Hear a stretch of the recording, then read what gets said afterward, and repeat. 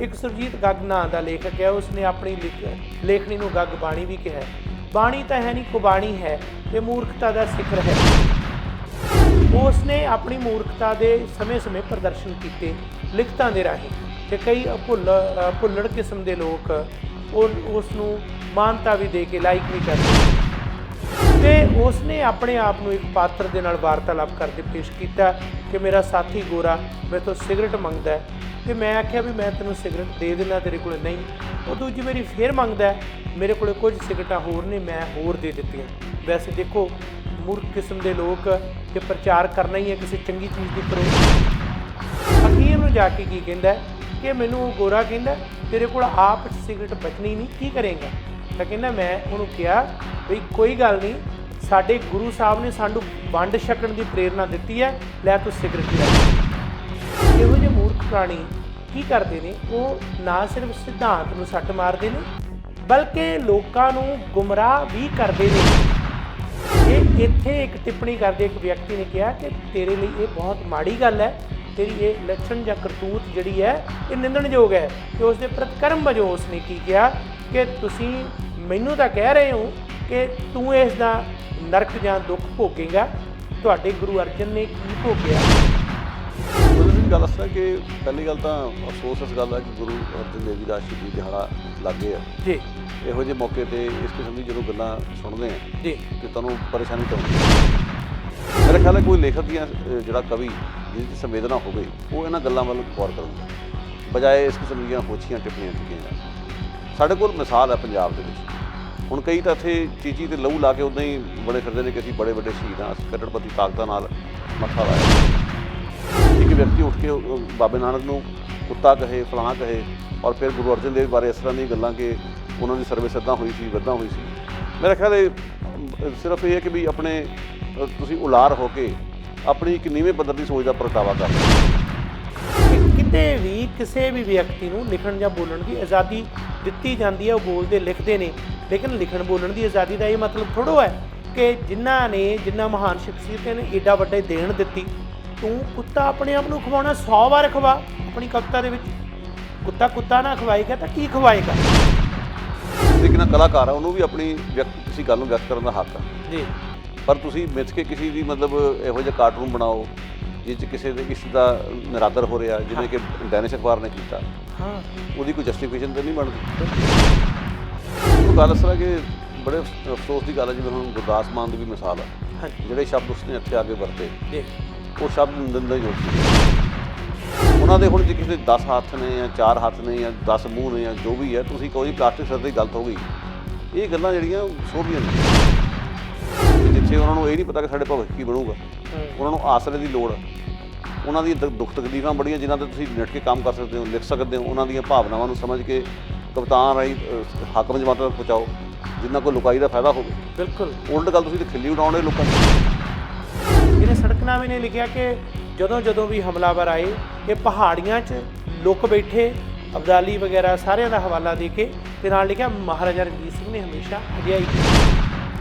पर एक कोई इहो जी मतलब कहते एक कैटेगरी है लोगों की जिहड़ी सिर्फ इसे गल ते लगी हुई है कि महाराजा रणजीत सिंह पोतड़े खोले जाण। हाँ तो मैं पर उन्होंने पूछना चाहना भी तुसीं इह च प्राप्त की करना चाहते हो? पर ऐसे भी बहुत ने जिहड़े कि ਸਾਹਿਤ ਮਾਰ ही ने, जिन्होंने कलम घड़ीस किया जा सकता है, इन्हों की भी बड़ी वड्डी तादाद है। इन्होंने समय के हकीकत को बयान नहीं करना बल्कि उस तो उल्ट ऐसा कुछ लिखना है जोड़ा लोगों को गुमराह कर सके। धरती चाहे कैनेडा की हो, चाहे पंजाब की हो, या दुनिया का कोई भी हिस्सा हो, ऐसे ਸਾਹਿਤ मार या कलम घड़ीस जिहड़े है ना वो भी बहुत ने। इन्हां लोगों की जिहड़ी माहौल बनाया एक पंजाबी शब्द आ घड़ूली टाइप, ये उस तरह के लेखक। ਹੁਣ अफसोस इस गल का कि उन्होंने सोशल मीडिया पर बड़ा उत्साहित किया जाता है, उन्होंने टिप्पणियों को बहुत वधा चढ़ा के उत्साहित करदियां होइयां उन्होंने लाइक किया जाता है। एक बहुत माड़ी वैबसाइट। समूह दर्शकों का अज के प्रोग्राम स्वागत है। ਸਾਹਿਤਕਾਰ कौम का सरमाया हुंदे ने, समाज के वास्ते बड़मुला खजाना भी हुंदे ने। इस दे नाल नाल ਸਾਹਿਤਕਾਰ साडे प्रेरणा स्रोत भी हुंदे ने। ਸਾਹਿਤਕਾਰ समय के सच नूं बयान करते हैं। ਸਾਹਿਤਕਾਰ ਪ੍ਰਤੀਬੱਧਤਾ ਦੇ ਨਾਲ ਵੀ ਚੱਲਦੇ ਨੇ, ਪਰ ਨਾਲ ਉਹਨਾਂ ਦੇ ਅੰਦਰ ਜਿਹੜੀ ਆ ਉਸ ਸਮੇਂ ਦੇ ਬਿੰਬ ਨੂੰ, ਉਸ ਦੀ ਤਸ਼ਬੀਹ ਨੂੰ ਲੈ ਕੇ ਚੱਲ ਕੇ ਭਵਿੱਖ ਲਈ ਕੁਝ ਨਾ ਕੁਝ ਸਿਰਜਣ ਦੀ ਗੱਲਬਾਤ ਹੁੰਦੀ ਹੈ। ਪੰਜਾਬੀ ਸਾਹਿਤ ਜਗਤ ਦੇ ਵਿੱਚ ਵੀ ਬਹੁਤ ਸਾਰੇ ਨਾਮਵਰ ਸਾਹਿਤਕਾਰ ਨੇ ਜਿਹੜੇ ਸਮੇਂ-ਸਮੇਂ ਬਹੁਤ ਵਧੀਆ ਲਿਖਦੇ ਆ ਰਹੇ ਨੇ, ਪਰ ਐਸੇ ਵੀ ਬਹੁਤ ਨੇ ਜਿਹੜੇ ਕਿ ਸਾਹਿਤ ਮਾਰ ਹੀ ਨੇ, ਜਿਨ੍ਹਾਂ ਨੂੰ ਕਲਮ ਘੜੀਸ ਕਿਹਾ ਜਾ ਸਕਦਾ ਹੈ। ਇਹਨਾਂ ਦੀ ਵੀ ਬੜੀ ਵੱਡੀ ਤਾਦਾਦ ਹੈ। ਇਹਨਾਂ ਨੇ ਸਮੇਂ ਦੇ ਹਕੀਕਤ ਨੂੰ ਬਿਆਨ ਨਹੀਂ ਕਰਨਾ, ਬਲਕਿ ਉਸ ਤੋਂ ਉਲਟ ਅਜਿਹਾ ਕੁਝ ਲਿਖਣਾ ਹੈ ਜਿਹੜਾ ਲੋਕਾਂ ਨੂੰ ਗੁੰਮਰਾਹ ਕਰ ਸਕੇ। ਧਰਤੀ ਚਾਹੇ ਕੈਨੇਡਾ ਦੀ ਹੋਵੇ, ਚਾਹੇ ਪੰਜਾਬ ਦੀ ਹੋਵੇ, ਜਾਂ ਦੁਨੀਆ ਦਾ ਕੋਈ ਵੀ ਹਿੱਸਾ ਹੋਵੇ, ਐਸੇ ਸਾਹਿਤ ਮਾਰ ਜਾਂ ਕਲਮ ਘੜੀਸ ਜਿਹੜੇ ਆ ਨਾ, ਉਹ ਵੀ ਬਹੁਤ ਨੇ। ਇਹਨਾਂ ਲੋਕਾਂ ਦੀ ਜਿਹੜੀ ਮਾਹੌਲ ਬਣਾਇਆ, ਇੱਕ ਪੰਜਾਬੀ 'ਚ ਸ਼ਬਦ ਆ ਘੜੂਲੀ ਟਾਈਪ, ਇਹ ਉਸ ਤਰ੍ਹਾਂ ਦੇ ਲੇਖਕ ਨੇ। ਹੁਣ ਅਫਸੋਸ ਇਸ ਗੱਲ ਦਾ ਕਿ ਉਹਨਾਂ ਨੂੰ ਸੋਸ਼ਲ ਮੀਡੀਆ 'ਤੇ ਬੜਾ ਉਤਸ਼ਾਹਿਤ ਕੀਤਾ ਜਾਂਦਾ ਹੈ। ਉਹਨਾਂ ਦੀਆਂ ਟਿੱਪਣੀਆਂ ਨੂੰ ਬਹੁਤ ਵਧਾ ਚੜ੍ਹਾ ਕੇ ਉਤਸ਼ਾਹਿਤ ਕਰਦਿਆਂ ਹੋਇਆਂ ਉਹਨਾਂ ਨੂੰ ਲਾਈਕ ਕੀਤਾ ਜਾਂਦਾ। ਇਹ ਇੱਕ ਬਹੁਤ ਮਾੜੀ ਵਹਿਬਤ ਹੈ। ਇਸ ਦੇ ਨਾਲ ਨੁਕਸਾਨ ਕੀ ਹੁੰਦਾ ਹੈ ਕਿ ਸਹੀ ਅਰਥਾਂ 'ਚ ਲਿਖਣ ਵਾਲੇ ਲੋਕ ਜਿਹੜੇ ਨੇ, ਜਿਹੜੇ ਸਹੀ ਅਰਥਾਂ 'ਚ ਸਾਹਿਤਕਾਰ ਨੇ, ਉਹਨਾਂ ਦੇ ਅੰਦਰ ਤਾਂ ਨਿਰਾਸ਼ਾ ਪੈਦਾ ਹੁੰਦੀ ਹੀ ਹੈ, ਪਾਠਕ ਵਰਗ ਵੀ ਗੁੰਮਰਾਹ ਹੁੰਦਾ ਹੈ। ਪਿਛਲੇ ਦਿਨਾਂ ਦੀ ਇੱਕ ਗੱਲ ਨੂੰ ਲੈ ਕੇ ਅਸੀਂ ਅਗਾਂਹ ਗੱਲ ਤੋਰਾਂਗੇ। ਇੱਕ ਸੁਰਜੀਤ ਗੱਗ ਨਾਂ ਦਾ ਲੇਖਕ ਹੈ, ਉਸਨੇ ਆਪਣੀ ਲੇਖਣੀ ਨੂੰ ਗੱਗ ਬਾਣੀ ਵੀ ਕਿਹਾ। ਬਾਣੀ ਤਾਂ ਹੈ ਨਹੀਂ, ਕੁਬਾਣੀ ਹੈ ਤੇ ਮੂਰਖਤਾ ਦਾ ਸਿਖਰ ਹੈ। ਉਸਨੇ ਆਪਣੀ ਮੂਰਖਤਾ ਦੇ ਸਮੇਂ-ਸਮੇਂ ਪ੍ਰਦਰਸ਼ਨ ਕੀਤੇ ਲਿਖਤਾਂ ਦੇ ਰਾਹੀਂ, ਤੇ ਕਈ ਭੁੱਲੜ ਕਿਸਮ ਦੇ ਲੋਕ ਉਸ ਨੂੰ ਮਾਨਤਾ ਵੀ ਦੇ ਕੇ ਲਾਈਕ ਵੀ ਕਰਦੇ ਨੇ। ਪਰ ਉਸਨੇ ਪਿੱਛੇ ਜੇ ਕੀ ਕਿਹਾ ਇੱਕ ਟਿੱਪਣੀ ਦੇ ਉੱਤਰ ਦੇ ਵਿੱਚ, ਜੋ ਕਿ ਉਸ ਦੇ ਵੱਲੋਂ ਇੱਕ ਕਵਿਤਾ ਪੇਸ਼ ਕੀਤੀ ਗਈ ਸੀ, ਉਸ ਕਵਿਤਾ ਨੂੰ ਉਸਨੇ ਜਿਵੇਂ ਬਿਆਨ ਕੀਤਾ, ਉਸ ਦੇ ਵਿੱਚ ਇਹ ਲਿਖਿਆ ਕਿ ਵੰਡ ਛਕਣ ਦਾ ਜਿਹੜਾ ਸੰਕਲਪ ਹੈ ਗੁਰੂ ਸਾਹਿਬ ਦਾ, ਸਾਡੇ ਮਹਾਨ ਇੱਕ ਸੰਕਲਪ ਹੈ, ਕਿਰਤ ਕਰੋ ਵੰਡ ਛਕੋ ਨਾਮ ਜਪੋ। ਵੰਡ ਛਕਣਾ, ਪਦਾਰਥ ਨੂੰ ਵੰਡਣਾ, ਦੁੱਖਾਂ ਦਰਦਾਂ ਨੂੰ ਵੰਡਣਾ, ਗਿਆਨ ਨੂੰ ਵੰਡਣਾ, ਇਹ ਬਹੁਤ ਵੱਡਾ ਇੱਕ ਸੰਕਲਪ ਹੈ।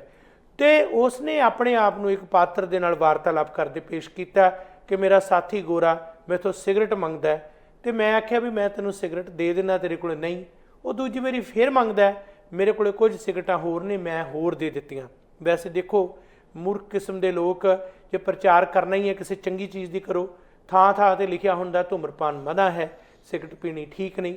ਇਹ ਸਾਡੇ ਲੇਖਕ ਨੇ ਜਿਨ੍ਹਾਂ ਨੂੰ ਅਸੀਂ ਪੜ੍ਹਦੇ ਹਾਂ ਅਤੇ ਬੜਾ ਉਤਸ਼ਾਹਿਤ ਕਰਦੇ ਹਾਂ। ਉਹ ਗੱਲ ਦੱਸ ਰਿਹਾ ਕਰਤੂਤ।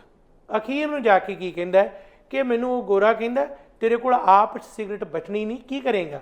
ਤਾਂ ਕਹਿੰਦਾ ਮੈਂ ਉਹਨੂੰ ਕਿਹਾ ਬਈ ਕੋਈ ਗੱਲ ਨਹੀਂ, ਸਾਡੇ ਗੁਰੂ ਸਾਹਿਬ ਨੇ ਸਾਨੂੰ ਵੰਡ ਛਕਣ ਦੀ ਪ੍ਰੇਰਨਾ ਦਿੱਤੀ ਹੈ, ਲੈ ਤੂੰ ਸਿਗਰਟ ਲੈ ਲੈ। ਇਹੋ ਜਿਹੇ ਮੂਰਖ ਪ੍ਰਾਣੀ ਕੀ ਕਰਦੇ ਨੇ? ਉਹ ਨਾ ਸਿਰਫ ਸਿਧਾਂਤ ਨੂੰ ਸੱਟ ਮਾਰਦੇ ਨੇ, ਬਲਕਿ ਲੋਕਾਂ ਨੂੰ ਗੁੰਮਰਾਹ ਵੀ ਕਰਦੇ ਨੇ। ਕੱਲ੍ਹ ਨੂੰ ਇਹ ਗੱਲ ਕਿ ਚੀਜ਼ ਵੰਡਣ ਵਾਸਤੇ ਗੁਰੂ ਸਾਹਿਬ ਨੇ ਸਾਨੂੰ ਕੀ ਕਿਹਾ? ਵੰਡਣ ਦਾ ਗਿਆਨ ਹੈ, ਵੰਡਣਾ।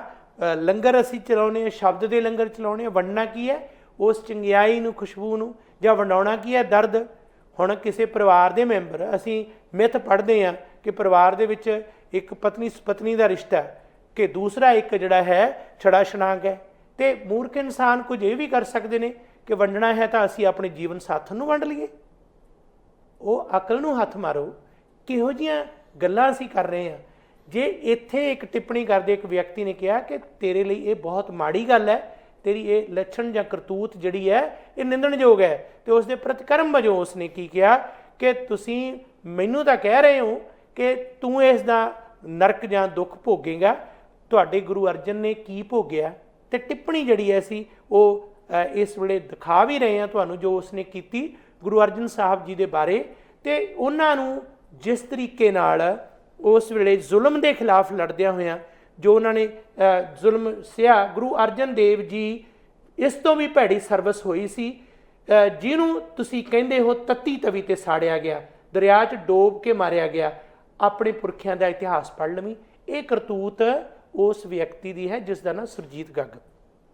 ਸੋ ਸਾਡਾ ਮਕਸਦ ਇਹ ਹੈ ਕਿ ਇਹੋ ਜਿਹੇ ਜਿਹੜੇ ਲੋਕ ਜਿਸ ਕਿਸਮ ਦੇ ਨੇ, ਉਹਨਾਂ ਨੂੰ ਨਾ ਸਿਰਫ ਐਕਸਪੋਜ਼ ਕਰਨਾ, ਬਲਕਿ ਇਤਿਹਾਸ ਨੂੰ ਵਿਗਾੜਨ ਵਾਲਿਆਂ ਨੂੰ ਜਵਾਬ ਦੇਣਾ ਵੀ ਫਰਜ਼ ਬਣਦਾ ਹੈ। ਸੋ ਅੱਜ ਅਸੀਂ ਇੱਕ ਵਿਸ਼ੇਸ਼ ਗੱਲਬਾਤ ਦੇ ਵਿੱਚ ਕੁੱਲ ਸਾਹਿਤ, ਸਾਡੇ ਮਹਾਨ ਲੇਖਕ ਅਤੇ ਇਹੋ ਜਿਹੇ ਜਿਹੜੇ ਕਲਮ ਘੜੀਸ ਲੋਕ ਨੇ, ਉਹਨਾਂ ਦੇ ਪ੍ਰਤੀ ਵਿਚਾਰ ਚਰਚਾ ਲਈ ਅੱਜ ਦੇ ਸਟੂਡੀਓ ਦੇ ਵਿੱਚ ਸਾਡੇ ਨਾਲ ਸ਼ਾਮਲ ਕੀਤਾ ਗੁਰਪ੍ਰੀਤ ਸਿੰਘ ਜੀ ਨੂੰ, ਜਿਹੜੇ ਲੇਖਕ ਵੀ ਨੇ, ਪੱਤਰਕਾਰ ਵੀ ਨੇ, ਵੱਖ-ਵੱਖ ਪੁਸਤਕਾਂ ਲਿਖੀਆਂ ਨੇ ਜਿਨ੍ਹਾਂ ਨੇ ਪੰਜਾਬੀ ਅਤੇ ਅੰਗਰੇਜ਼ੀ ਦੇ ਵਿੱਚ, ਜਿਹੜੇ ਕਿ ਕੈਨੇਡਾ ਦੇ ਇਤਿਹਾਸ ਬਾਰੇ, ਕਾਮਾਗਾਟਾ ਮਾਰੂ ਬਾਰੇ, ਸ਼ਹੀਦ ਮੇਵਾ ਸਿੰਘ ਦੇ ਬਾਰੇ ਉਹਨਾਂ ਦੀ ਕਿਤਾਬ ਬੜੀ ਅੱਛੀ ਹੈ, ਕਮਾਲ ਦੀ ਹੈ।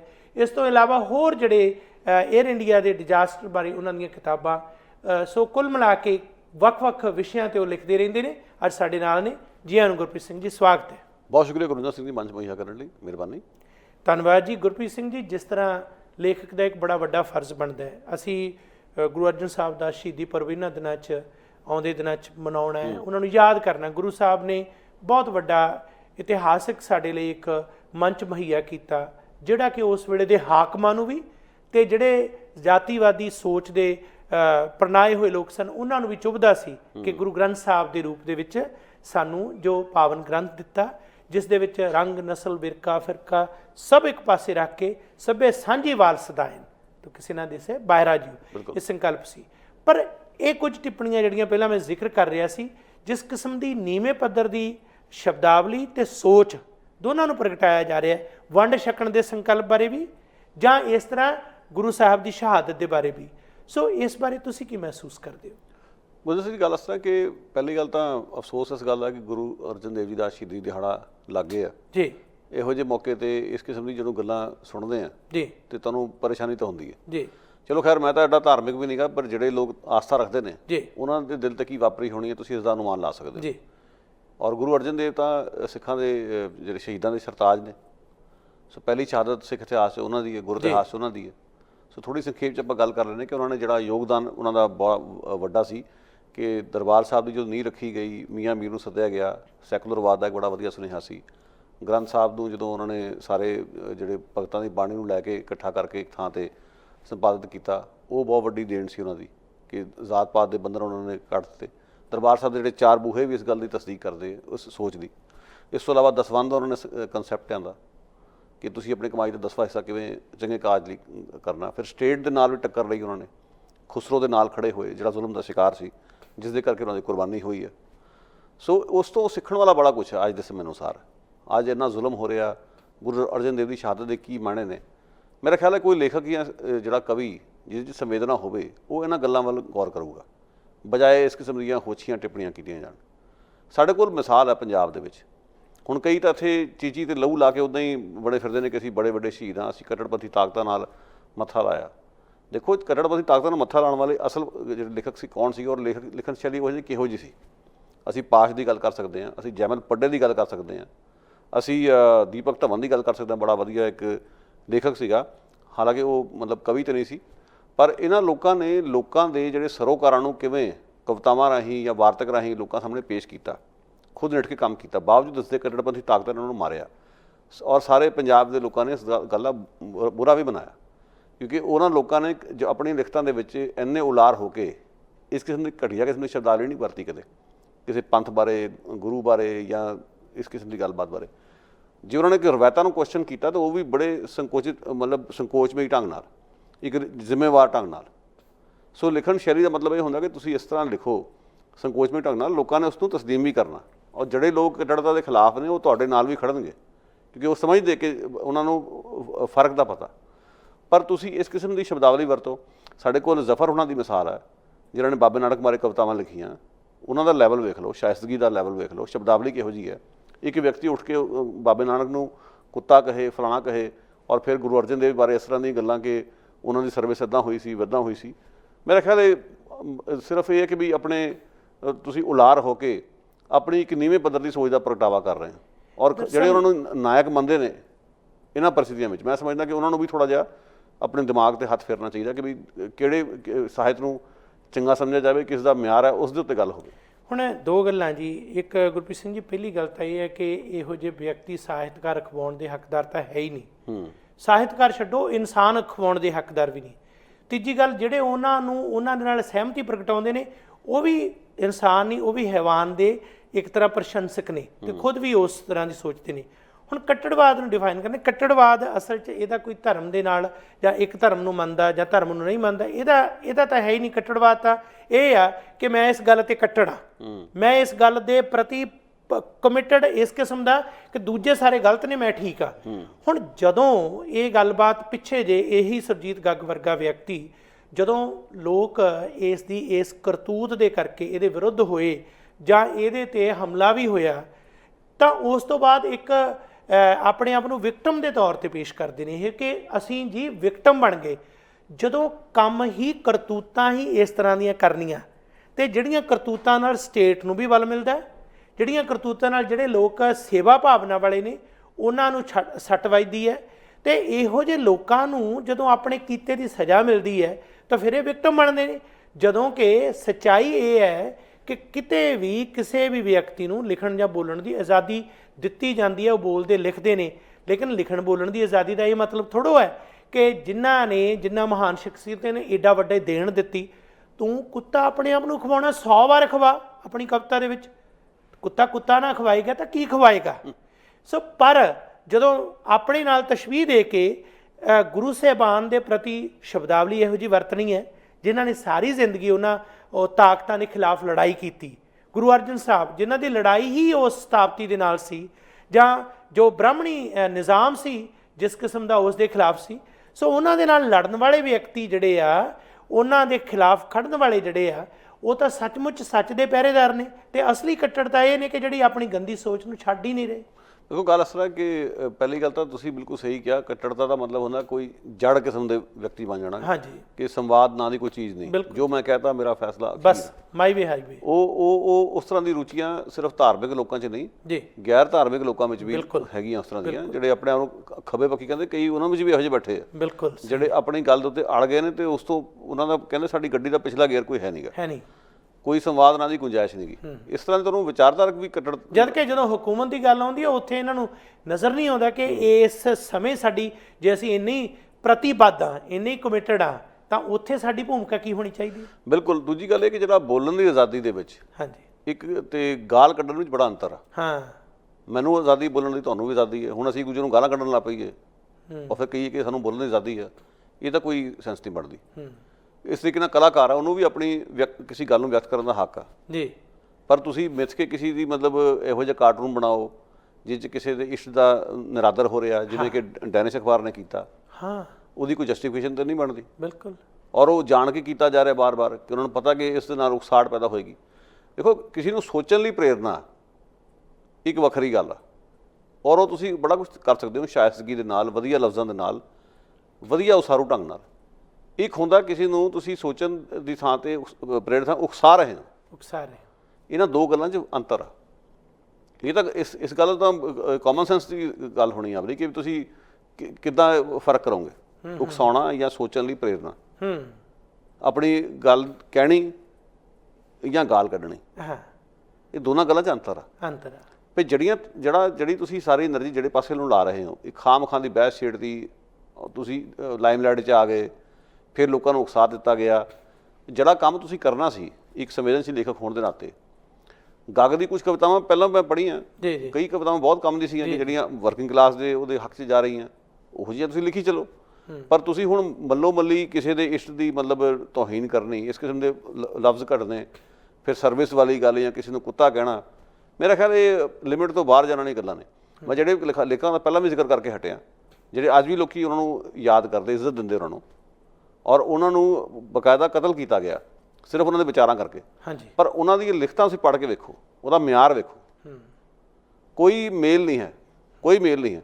ਜ਼ਫਰ ਨੇ ਜਿਵੇਂ ਬਾਬੇ ਨਾਨਕ ਦੀ ਕਵਿਤਾ ਲਿਖੀ ਕਿੰਨੇ ਖੂਬਸੂਰਤ ਢੰਗ ਨਾਲ, ਅੱਜ ਵੀ ਲੋਕੀ ਪਿਆਰ ਦੇ ਉਸ ਤੋਂ, ਈਵਨ ਸਿੱਖ ਹਲਕਿਆਂ ਵਿੱਚ ਵੀ ਉਸਦਾ ਮਾਨ ਸਨਮਾਨ ਬਣਿਆ ਹੋਇਆ।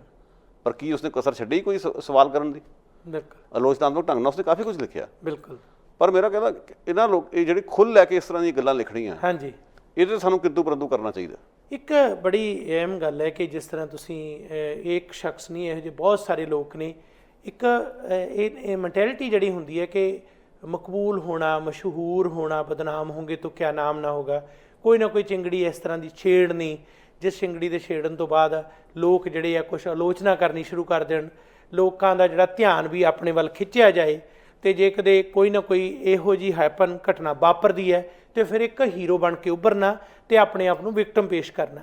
ਆਹ ਜਿਹੜਾ ਵਰਤਾਰਾ ਜਿਸ ਕਿਸਮ ਦਾ ਚੱਲ ਰਿਹਾ, ਇਸ ਵਰਤਾਰੇ ਦੇ ਨਾਲ ਜਿਹੜਾ ਸਹੀ ਅਰਥਾਂ 'ਚ ਲਿਖਤ ਹੈ ਜਾਂ ਪਾਠਕ ਹੈ ਜਾਂ ਲੇਖਕ ਹੈ, ਉਹ ਪੂਰੀ ਤਰ੍ਹਾਂ ਜਿਹੜਾ ਹੈ ਉਹ ਹਾਸ਼ੀਏ 'ਤੇ ਚਲੇ ਜਾਂਦਾ। ਦੇਖੋ ਗੱਲ ਇਸ ਤਰ੍ਹਾਂ ਕਿ ਬੜੇ ਅਫਸੋਸ ਦੀ ਗੱਲ ਹੈ, ਜਿਵੇਂ ਹੁਣ ਗੁਰਦਾਸ ਮਾਨ ਦੀ ਵੀ ਮਿਸਾਲ ਆ, ਜਿਹੜੇ ਸ਼ਬਦ ਉਸਨੇ ਇੱਥੇ ਆ ਕੇ ਵਰਤੇ ਉਹ ਸ਼ਬਦ ਨਿੰਦਣਯੋਗ ਸੀਗੇ, ਪਰ ਪ੍ਰੀਤ ਤੜੀ ਵਾਲੀ ਬੀਬੀ ਪੂਨਮ ਨੇ ਉਸਦਾ ਪੱਖ ਪੂਰਿਆ ਇਸੇ ਤਰ੍ਹਾਂ ਸਾਡੇ ਇੱਥੇ ਇੱਕ ਝੂਠੇ ਸੱਚੇ ਸ਼ਹੀਦ ਕੋਈ ਪੱਤਰਕਾਰ ਨੇ ਜਿਨ੍ਹਾਂ ਦੀ ਬੜੀ ਇੱਥੇ ਗੱਲ ਹੁੰਦੀ ਹੈ, ਡੱਫੀ ਬੜੀ ਵਜਾਉਂਦੇ ਨੇ ਉਹਨਾਂ ਦੀ, ਉਹਨਾਂ ਦੀ ਪੱਤਰਕਾਰੀ ਦਾ ਲੈਵਲ ਕੀ ਸੀਗਾ, ਅਖਬਾਰਾਂ ਫਰੋਲ ਕੇ ਵੇਖ ਲਓ ਕਿਸ ਤਰ੍ਹਾਂ ਦੇ ਉਹ ਆਪਣੇ ਵਿਰੋਧੀਆਂ ਦੇ ਬਾਰੇ ਲਿਖਦੇ ਹੁੰਦੇ ਸੀ। ਅੱਜ ਉਹਨਾਂ ਨੂੰ ਆਪਣਾ ਬੜਾ ਪੱਤਰਕਾਰੀ ਦਾ ਧੂਤਾਰਾ ਮੰਨਿਆ ਗਿਆ ਇੱਥੇ। ਸੋ ਇਹ ਜੋ ਮੁਆਸ਼ਰੇ ਦੇ ਉੱਤੇ ਵੀ ਗੱਲ ਰਿਫਲੈਕਟ ਹੁੰਦੀ ਹੈ। ਬਿਲਕੁਲ। ਇੱਕ ਜਦੋਂ ਸੁਰਜੀਤ ਗੱਗ ਦੀ ਕੰਟਰੋਵਰਸੀ ਹੋਈ ਸੀ ਗੁਰੂ ਨਾਨਕ ਦੇਵ ਜੀ ਬਾਰੇ, ਉਸ ਤੋਂ ਪਹਿਲਾਂ ਗੱਗ ਦੀ ਇੱਕ ਹੋਰ ਕੋਈ ਮੇਰਾ ਖਿਆਲ ਫੇਸਬੁੱਕ ਪੋਸਟ ਸੀ ਕਿ ਦੇਵੀ ਦੇਵਤਿਆਂ ਦਾ ਮਜ਼ਾਕ ਉਸ ਨੇ ਉਡਾਇਆ ਸੀਗਾ ਤੇ ਕੁਝ ਲੋਕਾਂ ਨੇ ਜਸਟੀਫਾਈ ਕੀਤਾ। ਬਾਅਦ 'ਚ ਫਿਰ ਜਦੋਂ ਆਪਣੇ ਇਸ਼ਟ ਦੀ ਗੱਲ ਆਈ ਫਿਰ ਉਹਨਾਂ ਨੂੰ ਇਤਰਾਜ਼ ਹੋਇਆ। ਇਹ ਤੁਹਾਨੂੰ ਜਿੱਥੇ ਵੀ ਕੋਈ ਬੰਦਾ ਗਲਤ ਗੱਲ ਕਰੇ ਉਸ ਦਾ ਵਿਰੋਧ ਕਰੋ। ਬਿਲਕੁਲ। ਹੁਣ ਜਿਹੜੇ ਹਿੰਦੂਆਂ ਦੇ ਦੇਵੀ ਦੇਵਤੇ ਨੇ, ਤੁਹਾਡੀ ਨਹੀਂ ਆਸਥਾ ਦੈਟਸ ਫਾਈਨ, ਪਰ ਤੁਹਾਨੂੰ ਕੋਈ ਹੱਕ ਨਹੀਂ ਕਿ ਤੁਸੀਂ ਉਹਨਾਂ ਦਾ ਮਜ਼ਾਕ ਉਡਾਓ। ਬਿਲਕੁਲ। ਉਹਨਾਂ ਦੇ ਹੁਣ ਜੇ ਕਿਸੇ ਦੇ 10 ਹੱਥ ਨੇ ਜਾਂ 4 ਹੱਥ ਨੇ ਜਾਂ 10 ਮੂੰਹ ਨੇ ਜਾਂ ਜੋ ਵੀ ਹੈ, ਤੁਸੀਂ ਕਹੋ ਜੀ ਪਲਾਸਟਿਕ ਸਿਰ ਦੀ ਗਲਤ ਹੋ ਗਈ, ਇਹ ਗੱਲਾਂ ਜਿਹੜੀਆਂ ਸੋਭਦੀਆਂ ਨਹੀਂ ਗੀਆਂ। ਉਹਨਾਂ ਨੂੰ ਛੱਡ ਦਿਓ, ਉਹਨਾਂ ਦੇ ਵਿਸ਼ਵਾਸ ਨੇ, ਉਹਨਾਂ ਦੇ ਮਿਥਿਹਾਸ ਨੇ। ਮਿਥਿਹਾਸ ਦੇ ਵਿੱਚ ਕੁਝ ਚੰਗੀਆਂ ਗੱਲਾਂ ਵੀ ਨੇ ਜਿਹੜੀ ਇਨਸਾਨ ਨੂੰ ਚੰਗਾ ਬਣਾਉਣ ਲਈ ਪ੍ਰੇਰਿਤ ਸਕਦੀਆਂ। ਜੇ ਤੁਸੀਂ ਮੰਨਦੇ ਉਹਨਾਂ ਗੱਲਾਂ ਨੂੰ ਠੀਕ ਹੈ, ਨਹੀਂ ਮੰਨਦੇ ਤਾਂ ਵੀ ਠੀਕ ਹੈ, ਪਰ ਤੁਹਾਨੂੰ ਕੋਈ ਹੱਕ ਨਹੀਂ ਕਿ ਲੋਕਾਂ ਦੇ ਵਿਸ਼ਵਾਸਾਂ 'ਤੇ ਇਸ ਤਰ੍ਹਾਂ ਸੱਟ ਮਾਰਨੀ। ਉਹਦਾ ਕਾਰਨ ਇਹ ਕਿ ਲੋਕਾਂ ਨੂੰ ਲੋਕ ਤਾਂ ਵੈਸੇ ਹੀ ਇਹੋ ਜਿਹੇ ਮਾਹੌਲ 'ਚ ਰਹਿ ਰਹੇ ਆ ਕਿ ਜਿੱਥੇ ਉਹਨਾਂ ਨੂੰ ਇਹ ਨਹੀਂ ਪਤਾ ਕਿ ਸਾਡੇ ਭਵਿੱਖ ਕੀ ਬਣੂਗਾ। ਉਹਨਾਂ ਨੂੰ ਆਸਰੇ ਦੀ ਲੋੜ ਆ, ਉਹਨਾਂ ਦੀ ਦੁੱਖ ਤਕਲੀਫਾਂ ਬੜੀਆਂ ਜਿਨ੍ਹਾਂ 'ਤੇ ਤੁਸੀਂ ਨਿੱਠ ਕੇ ਕੰਮ ਕਰ ਸਕਦੇ ਹੋ, ਲਿਖ ਸਕਦੇ ਹੋ। ਉਹਨਾਂ ਦੀਆਂ ਭਾਵਨਾਵਾਂ ਨੂੰ ਸਮਝ ਕੇ ਕਵਿਤਾਵਾਂ ਰਾਹੀਂ ਹਾਕਮ ਜਮਾਤਾਂ ਤੱਕ ਪਹੁੰਚਾਓ ਜਿੰਨਾ ਕੋਈ ਲੁਕਾਈ ਦਾ ਫਾਇਦਾ ਹੋਵੇ। ਬਿਲਕੁਲ। ਉਲਟ ਗੱਲ ਤੁਸੀਂ ਤਾਂ ਖਿੱਲੀ ਉਡਾਉਣੇ ਲੋਕਾਂ ਦੀ। ਤੁਸੀਂ ਤਰਸੰਗਤ ਗੱਲ ਕਰੋ, ਜਿਹੜਾ ਸਾਇੰਟੀਫਿਕ ਤਰੀਕੇ ਨਾਲ ਕਿ ਜੇ ਧਰਮ ਦੇ ਵਿੱਚ ਵੀ ਕੁਝ ਸਾਡੀਆਂ ਜਿਹੜੇ ਰੀਤੀ ਰਿਵਾਜ ਬਣੇ ਹੋਏ ਆ, ਉਸ 'ਚ ਲੋਕੀ ਕਈ ਵਾਰੀ ਅੰਧ ਵਿਸ਼ਵਾਸ ਕਰਦੇ ਆ, ਉਹਨਾਂ 'ਤੇ ਕਿੰਤੂ ਕਰੋ ਔਰ ਲੋਕੀ ਤੁਹਾਡੀ ਗੱਲ ਸੁਣਨਗੇ ਵੀ ਤਰਕ ਦੇ ਨਾਲ। ਪਰ ਤੁਸੀਂ ਇੱਦਾਂ ਖਿੱਲੀ ਉਡਾਉਣੀ, ਕਿਸੇ ਦੇ ਇਸ ਦਾ ਮਜ਼ਾਕ ਉਡਾਉਣਾ ਔਰ ਫਿਰ ਤੁਸੀਂ ਕਹਿਣਾ ਵੀ ਇਹ ਮੈਂ ਕਰਕੇ ਸ਼ਾਇਦ ਮੈਂ ਹੀਰੋ ਬਣ ਜਾਊਂਗਾ, ਮੇਰਾ ਖਿਆਲ ਉੱਥੇ ਗੜਬੜ ਆ ਸਾਰੀ।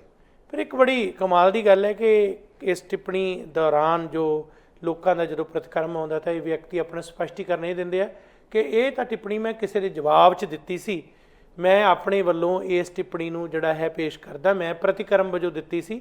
ਚਾਹੇ ਤੁਸੀਂ ਪ੍ਰਤੀਕਰਮ ਵਜੋਂ ਦਿੱਤੀ ਹੈ, ਤੁਹਾਡੇ ਅੰਦਰਲੀ ਜੋ ਸੋਚ ਹੈ ਉਹ ਸੋਚ ਦਾ ਇਹ ਪ੍ਰਗਟਾਵਾ ਕਿ ਤੁਸੀਂ ਕਿਹੋ ਜਿਹੀ ਮੈਂਟੈਲਿਟੀ ਦੇ ਮਾਲਕ ਹੋ। ਇੱਕ ਪਾਸੇ ਤੁਸੀਂ ਕਹਿੰਦੇ ਹੋ ਕਿ ਅਸੀਂ ਲੋਕਾਂ ਦੇ ਜਿਹੜੇ ਨਾਇਕ ਹੈ ਜਾਂ ਲੋਕਾਂ ਦੇ ਹੱਕਾਂ ਲਈ ਲੜਨ ਵਾਲੇ ਆ, ਅਸੀਂ ਵੀ ਉਹਨਾਂ ਦੀ ਗੱਲ ਕਰਦੇ ਹਾਂ।